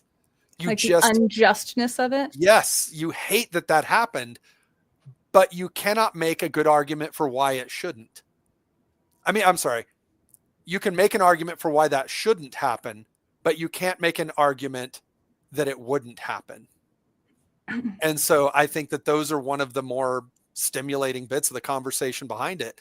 And I do feel like when you play a war game, because it does represent a very fundamental aspect of the human condition, like physical conflict, which is a thing we've had since we're cavemen and always will have. And something an AI cannot understand. Yeah. And it's one of those things where it has you keep addressing the ideas behind it, and looking at it and understanding certain realities about it. I mean, I have friends that it always gets on my nerves because they would play human armies as meat grinder armies. And it's just like, I hate that. You should try to preserve the lives of your soldiers. And they're like, nope, they're just meat grinders. They're just little flesh bags to be used. And it's like, it's an interesting philosophical aspect of warfare, because some leaders absolutely value their soldiers' lives and do not want to spare a single man. And some of them definitely do not at all, and almost make a point of pride of how many men they're willing to expend in order to have a victory. Usually more common in armies that require conscription. And commissars with handguns. Plundered, and I enjoy watching others have a fantastic time using the terrain I built. That's my absolute favorite part, and it fuels my creativity. So that's even a different conversation, because here's the thing about war games, like, they're fascinating. There's a lot of elements to them, and one of the really cool elements is the immersiveness of being on a physical tabletop board, looking at beautiful terrain and imagining your characters running around in a field, in a big city, in a small town, around a river. All of those are on the water. Flowers. Like, it's so like, that part is just like this really fun, beautiful immersion, and I absolutely love that aspect of it so much. I actually enjoy it more than a video game. In a field where the hills are alive with the sounds of cannon you fire, singing and with the sounds of cannon fire. Exactly. I think we've caught up with a lot of the comments. So did we talk about Andrew's here? Been watching about the American Revolution battles. Those battles aren't won or lost by complete annihilation, but by breaking your opponent's will and causing them to run. Turns out people like to live. Right, and that'd be a very human thing that you think you would deal with in a game, whereas orcs don't care. Do orcs break? Would they ever run? What makes an orc run? Just they do break and run. They do, because while they love battle and they love getting in there and crumping, like whenever they start losing, they strategically run away so that they can come back and fight another day. Oh, okay. Yeah, that's why. When danger rears its ugly head, he bravely turned his tail and fled. Lucius the Eternal should never need a fear test, being immortal and all that. Yeah, and that's just like them being too lazy to tie any of the lore to the rules and dealing with bad rules. Well, for decades, Space Marines could flee, and it never made any sense to me. It's like, okay, well, you're saying we need psychology rules, but now you're ignoring the entire point of psychology. Yeah. Fully agree that sometimes the rules don't match the fluff and creates a bigger problem. Remember Dark Angels hunting the Fallen? You could lose just by not killing a sergeant in melee. That feels weird. I kind of like that. You do like that? That's the whole point of them. If they're going out, like if they're fighting a chaos army, there should be some chaos leader in there that they have to go and kill. And I wouldn't say they just auto lose, because stuff like that's silly, but yeah, I think that should be a major number of points. Like if they don't do it, if they do not manage to kill an important soldier, like you would have to name who they were at the beginning of the battle. You call out, all right, that guy is a fallen. You should be required to kill him. That's like a Malifaux thing right there. Yeah, Malifaux has that. Yeah. Malifaux has a lot of great stuff going into it. So Andrew asks, so are tabletop RPGs considered war games? Now, if we're talking about something like Pathfinder and D&D, no. I mean, 100% their rules are absolutely rooted in chainmail. Like D&D was built out of chainmail, which just is a war game. And but so I mean, if you read the Lord of the Rings, is Frodo and the Fellowship there's a war band? Sort of. I mean, what is it? Gimli, Legolas, and Aragorn. Aragorn definitely are. The three of them are going to go and just murder an entire unit of Uruk-hai. So yeah, they're kind of a Death Star unit. But I would say it's a storytelling game that's built on the skeleton of a war game. You know, which is important. I mean, when you run around the world, especially in a dangerous one, how well you can not get killed is basically built entirely on your physical, I would say physical, on your martial prowess is probably a better way of putting it, be it how well you can throw spells or swing a sword or whatever. So it's a needed aspect of it because, again, warfare is just a reality of being a mortal in a physical plane. But aren't war games more on a macro scale dealing with units versus a small adventuring party?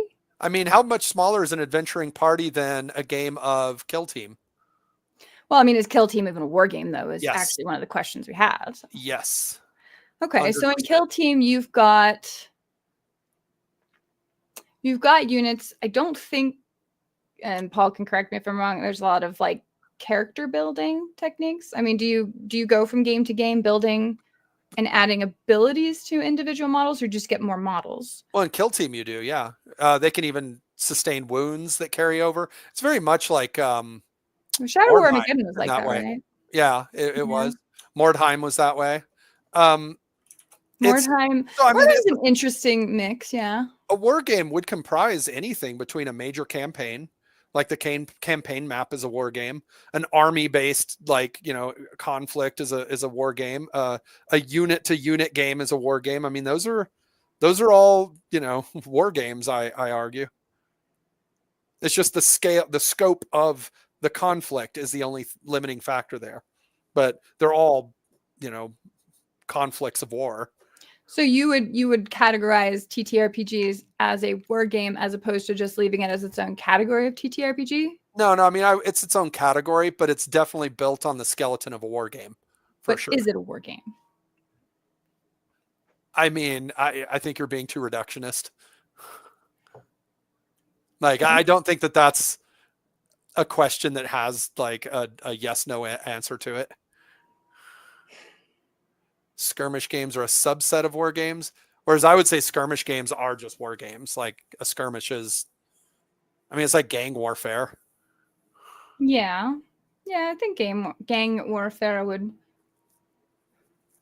fall under that.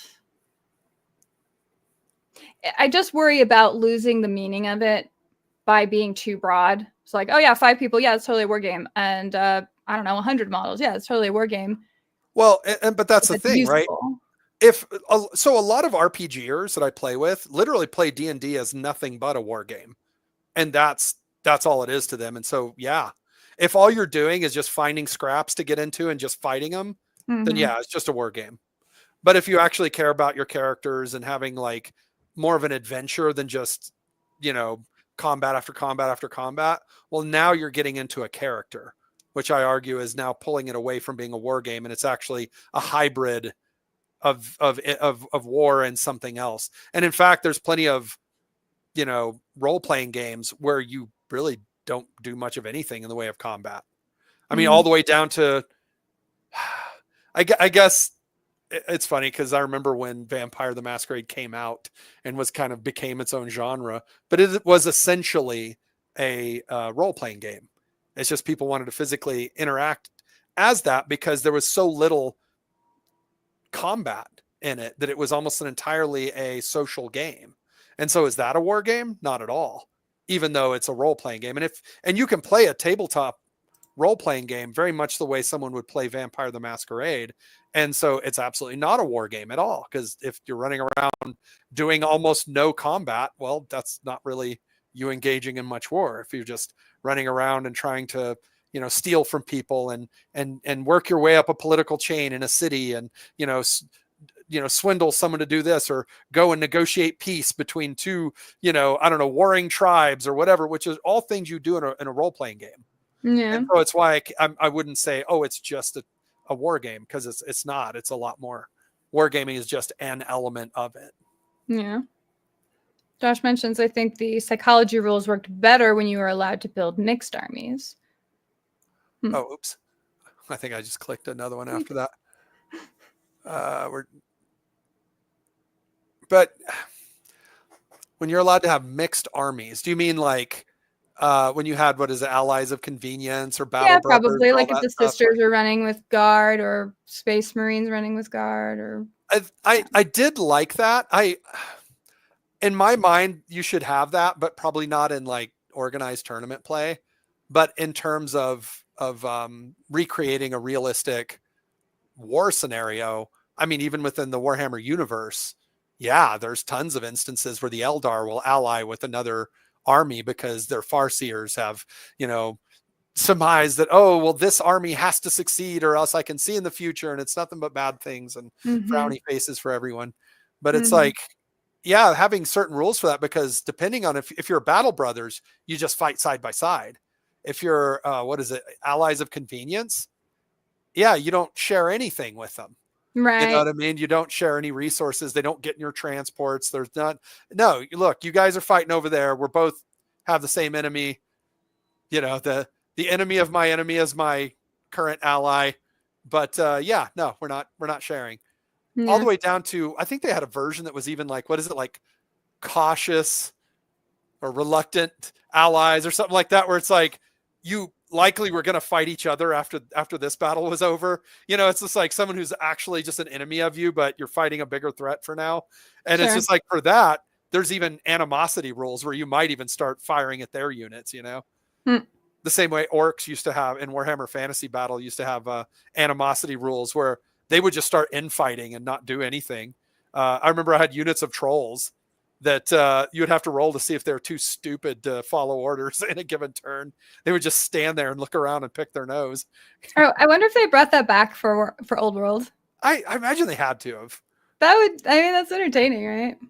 But they're all like real aspects, so they're put them in. I wonder if it teaches you certain social skills. Yes. Dealing with those kinds of rules. We're all working toward the same goal. Why won't these people on my team just do what I tell them to? Yeah, really. It's like, So, Jeff's comment, when we play TTRPGs, we never used minis. Still don't, although in Roll20, we do use maps sometimes because we're playing with friends in Germany, which it's probably the best possible use of Roll20 and tabletop simulators, being able to play with people who physically can't get around. So. Stupidity is in the game. Hey, it's also some interesting selling points. We're gonna have to try out Old World. It's also been added to the rule set. Where's my little rim shot? We don't have that sound effect. Oh. Then there are units like the Rubric. Yeah, the Rubric Marines would be immune to psychology completely, but the Sorcerer would be very likely be very self-interested at the end of the day. Yeah, I mean that would make sense, and that's where you have to try to balance things, right? Like this is the trade-off, because most things in life are trade-offs, so it shouldn't be that difficult to balance. Well, I don't mind having some a robust set of psychology rules. Yeah. Right? Where it's not just, I don't know, do you break or not? You know what I mean? Or are you pinned or not? It's like, well, yes, those should be in there, but there should be more. I mean, we have tons and tons of rules over 40 different types of rifle in Warhammer 40K. It's like, why wouldn't we have at least a dozen different types of psychology that, you would have just the keyword for on the units. Well, I think all units should have cards like War Machine, but on the unit's little character sheet, however the game represents it, it should have the keywords of these are the psychology rules that this unit abides by, just a quick little list of them. It's like, oh, okay. Yeah. So you could have things like fearless. You could have things like non-autonomous, you know what I mean? Which like undead or zombies, or you could have like zealous, where you almost have to roll to keep them from charging into battle of their own volition, keep them from charging into certain death. You're really holding them back more than prodding them forward. Like there should be rules like that. I think that makes it way more flavorful and a lot more fun. Yeah, 200 points versus 200 points should have some different results based on dice rolls, terrain range, use, speed, etc. If one of these units always beats the other, then there's a balancing issue. Well, then you have chess. What you're describing is chess. And while it's a fun game, it's a game and not much of a war game. Because I agree 100% with what he said there. And a bunch of talk about WD-40 and making flamethrowers. I love you guys. By the way, Flo, what red are you using? You're getting a lot of comments on that. The burnt red. Burnt red from ProQuill? Yep. Yeah, it's Port Monument. They're good guys. I like Jason. Yeah. Bionic Grit. Admittedly, I don't personally like the really big important guys turning up and every parking lot squabble. Yes. Their armies involved in.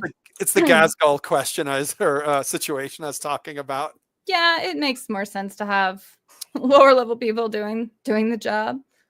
No, it's somehow Gazgul Thraka has managed to make it to every battlefield, over the last decade. Sells minis. Although I agree with Andrew. Andrew's got a great one. That's good. I think Adeptus Ridiculous already left, but in terms of age-old question, what broke the game is that the players found a decisive way to undermine or micromanage somehow the rules that are made as written, so it became corrupt. A divisive way. Divisive way. You're right. Or micromanage. So that is one of the side effects of the internet, and just being able to put a microscope on rules that existed sort of in a much smaller pocket of people playing it versus it just becoming more popular and then just more eyes are on it and then you're going to see those exploits. So I would argue that yes, that you're always going to have that. And I think that you're not a good game designer if you don't know how to react and correct for those things rather than just, always moving forward. How do we solve it? We just create a different rule set. It's like, well, hang on. How about fixing this one before you move on? Because you're just creating a new one that's going to have its own set of problems rather than, what do you call it? Refining until you have a really good rule set. Like back in the day, that used to be the reason for a new rules edition is because they've come up with enough solutions to the current edition that they're just, all right, this is the new and essentially fixed version. It's new and improved rather than, all right, this one's different. Now buy books. Buy all the new books. Yeah. Resetting the knowledge base. What has it been 2 years? All right, this one's different. Buy the new books.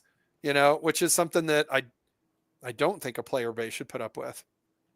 Sometimes when you escalate one up to each other, it is unfathomable but inevitable to create chaos in the game that is always existing as being lovely, correct, or fair. I think it's because spare play is the best way to go, but there are too many heretics trying to corrupt the actual game system to make it winnable in their own way, on their own terms. No, I think the rules churn is the reason you get that. Because if you have a really good balanced game, I don't know that people are so sad if the rules aren't actually changed out. I don't know that our attention spans are so degraded that everyone actually wants to spend all of their time keeping up with new rules updates and new additions. People have been playing the same game of basketball for quite some time. Yeah, it turns out chess is still quite popular. It's the thing that I always... It's like I've heard a lot of times that you have to have an imperfect game to get people to keep playing it, which I actually disagree with. I think the experience that I've had working on this channel for over a dozen years now is that the people we run across, most people are people who, have lives and families and, are productive citizens, out in the world, like, doing whatever. And they play this game as a game to enjoy, which means they play it from once every 2 months to 2 or 3 times a month. Right. Which means that as rules churn, like if it flies along, I've heard this comment so many times where they're like, yeah, I came back to play my army in Warhammer again. And I don't recognize these rules anymore. Just over and over, like, oh yeah, every time I play the game, I have to relearn the rules because they're different than the last time I played the game. And it's actually keeps a lot of people out. It keeps a lot of casual players. Yeah. Andrew says, I have a really good head for rules, but I just can't be bothered if they're going to keep changing. Yeah. And it's interesting too, because you are a really strong board game player. So it's not like you're not used to just having to pick up and learn like new rules all the time because you have. Not only am I very strong, like very much into board games, but I am the person who learns the rules and teaches everybody else how to play. But at least every time you play that same war game or board game, it's the same rules. Yeah. Yeah. Not having to relearn the game every time I pull it out. Andrew says, so War Machine uses rat and defense and strength armor, while Warhammer just says fast, dodgy guys and buffed armor guys have the same save. Yeah, there you go. So there's a level of granularity that It's like too simplified. It's an old rule. Like the save has been around forever and ever. And the way they make up for guys being stronger is just by giving like a feel no pain or a reroll to their save, which is annoying. Well, it's and does not speed up gameplay, by the way. No, it's a band-aid. So War Machine actually kind of solved the issue and moved the kind of the what do you call it, the evolution of rules forward, in my opinion. So it's like, oh yeah, you roll to hit because you see if guys are easier or difficult to hit, then you roll to see, if what you're shooting at them is strong enough to pierce their armor. And it's not only is it incredibly narrative, if I were to explain how a gun shoots a bullet at a target and whether it penetrates it or not, like it's literally just described elegantly in those rules. Whereas the older Warhammer rule set, like Miranda just said, it's like, well, see, you just do these and it's an easier set of rolls. Except, by the way, also we are making up for the fact that, okay, well, these guys are heavily armored, so we'll give them, a better saving throw. We'll give them a feel no pain. We'll give them and now you're just adding more and more convoluted die rolls on top of it. Yeah. And so then rather than for the number of editions that Warhammer has, they will never actually change those kinds of core rules because creating a more elegant game set is not what they're doing. They're just there to make you buy more books. They don't actually want to fundamentally change anything core to the game. That red does look amazing. Thomas says, in War Machine, I did dislike when opponents used their own models as targets to make it easier to affect enemies near them. So that was when you would target one of your own models and you'd be in the back arc, because if you shot in the back, you had an easier time hitting them. And then you would hit them with like an AoE. So if anything was engaged or close to those other models, you could put a big, like a 180 mil template on it. Yeah. And affect all the models easy. It was very gamey. It's one of the things I did not like because shooting at your own model in their back arc gave them a lower defense. So it was more likely to hit them. Yeah, and if you run a slow, chunky model out there, then he has a low defense, which means it's almost an automatic hit. Yeah. So that all the high defense guys around him would be auto hit by the blast. Murdered. The only instance of that where I actually think was really interesting that they did do a good job of were the Storm Knights, you had electricity that would jump from model to model, and they just were insulated armor. And so in a way they were actually built specifically to do that. So so you should be allowed because that was with what Signar did. That's true. But Thomas says, I always felt it should affect morale if you did that. They're definitely, I don't know about getting rid of it completely, because I guess you can do that.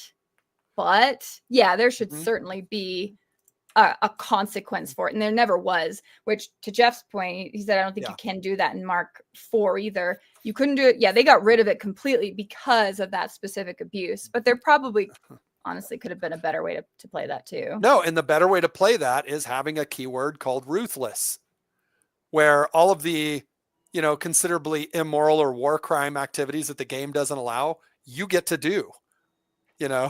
You could actually have a unit that could shoot your own guys in the back because that's just the faction you play. Don't think for a minute that, Crix wouldn't shoot a Mechanothrall in the back. Of course they would. Best and worst part of Warhammer Fantasy Battle.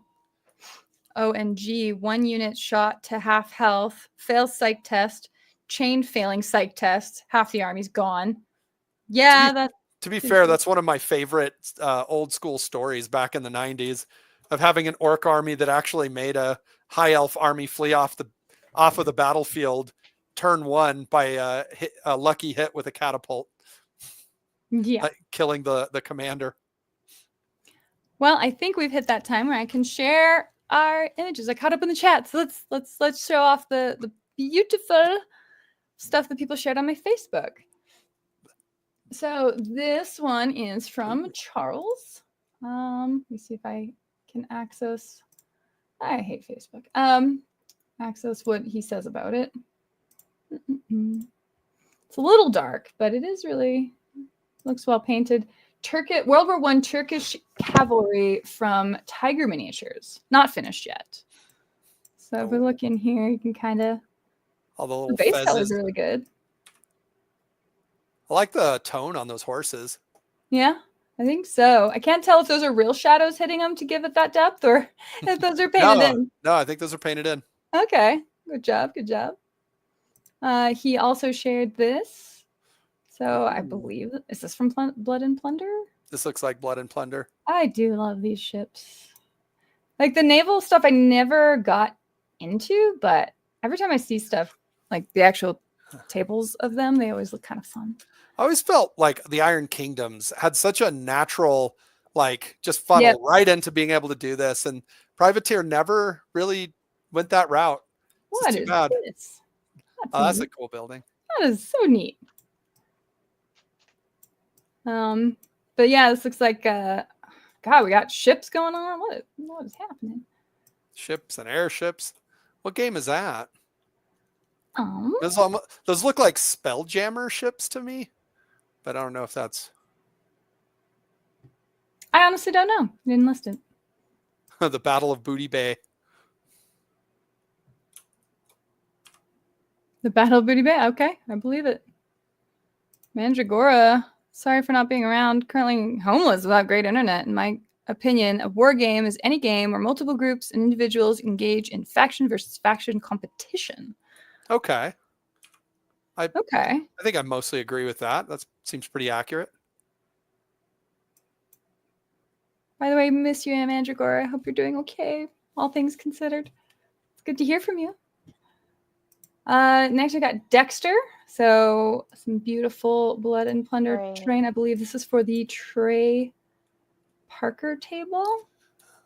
Yeah, that's updated. We were seeing earlier stages last show. The fortified prison. Oh, look at those so cool. Jagged edges. Oof. This is beautiful attention to detail, as always. Oh my goodness. Love it. And it's cool because it comes off in layers because you can play inside of it, and all of the inside is done as well. Ooh, why is it so tiny? Okay, for some reason that one saved. Looks like you got the thumbnail or something. I don't know. That's just what it came up with. It's too bad because it's so cool looking. Well, it's similar. I think we've seen this one before because he's got the lighthouse in there, which was a really cool model he shared with us as well. Jeremy, he's got his dude up. Oh, that guy's cool. That's a good paint job on him too. Good job for his Inquisitor warband. Yeah, that's a good paint job. That guy looks great. Nice work. We've got JP working on some cannons. So many cannons. And Elmer's glue. It's funny because up top, here, go back. Looks like there's a Space Marine manning one of them. Yeah, kind of. He's on the table behind it, I think, but it looks like he's like Blood Angel weapon. Operating it. Matthew shared this. Girl in the Woods. Like this feels like something Flo would like and paint. Yeah, that's totally something I would enjoy painting. Absolutely. She looks great. And it's good setting too with the terrain, and he's a spooky thing, isn't he? Spoopy. What is this from? Spoopy skeleton. Spooky. Completed Evil Girl and Fiend and a Gourd Witch. Okay. That's different than a sandwich. Thomas's table his diorama piece for his Trollkin. I feel like I've seen this. You what? I feel like we had the Trollkin up last time. Yeah. Yeah, not the. I think they were different though, like not these exact models, but yeah, I think they were different. Thomas's other little work in progress here. Some more little Trollkin shankers. They look like the cooks. Yeah, the chef's hat's great.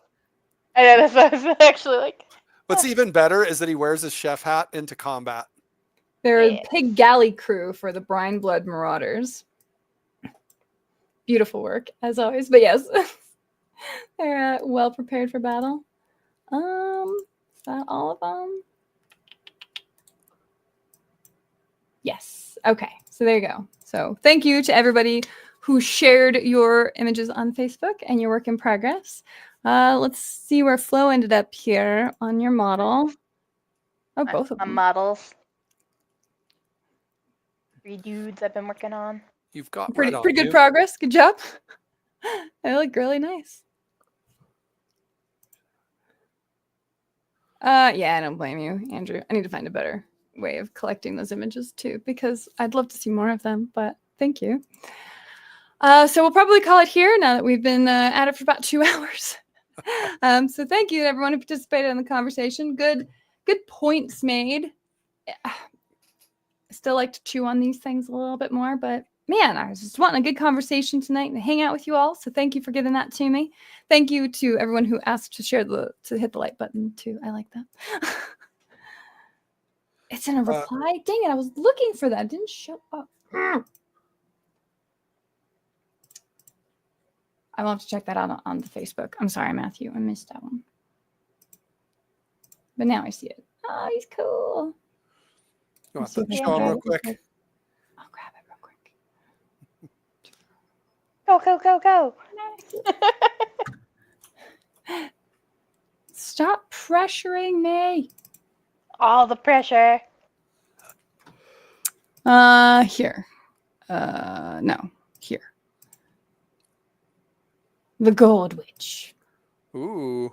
She's cool too. So is that just a really cool diorama, or is that actually something you put on the table and move around? So the idea that the little fog just pumpkin dudes there. Oh no, it has a really cool vibe to it. Well, that makes me think of the Grimkin, the pumpkin head dudes that I painted. Oh yeah, the forget what they're called. Dread rots. There we go. All I remember is that they were carrying the sacks because they would collect the dead, and so they had like hands and stuff pressing against the sacks. Sometimes the arm was hanging out. Yeah.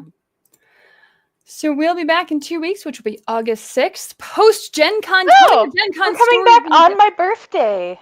Oh yeah. We'll have to wish Flo happy birthday too. Oh. So cool. Thank you all again for hanging out. It would be an Old Witch proxy for Grimkin. That works. Okay, yeah. So yeah, we're gonna sign out here. We'll finish up some chatting in the if you have more comments, I'll be replying to those here while we sign out. But hopefully I'll see you all in 2 weeks. And thank you again for hanging out. Bye-bye.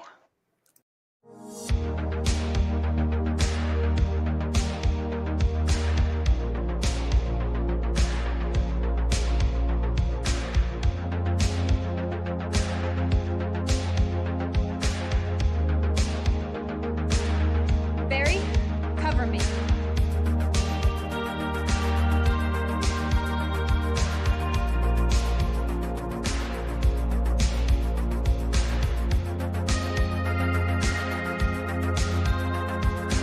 All right, guys, this is it.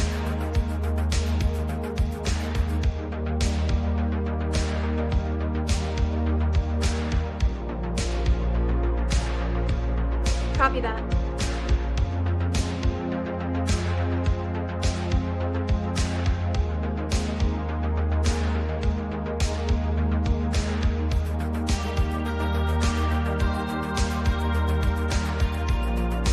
No more sandwiches, Barry.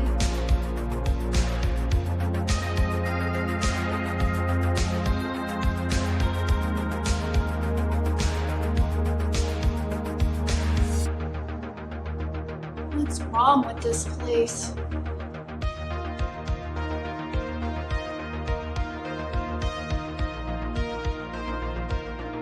I'm in the west corridor. I'm right outside the generator room.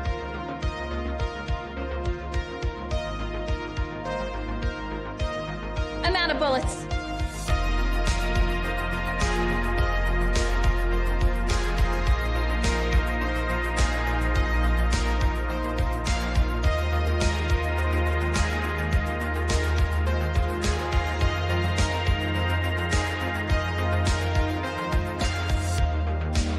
Oh, Barry.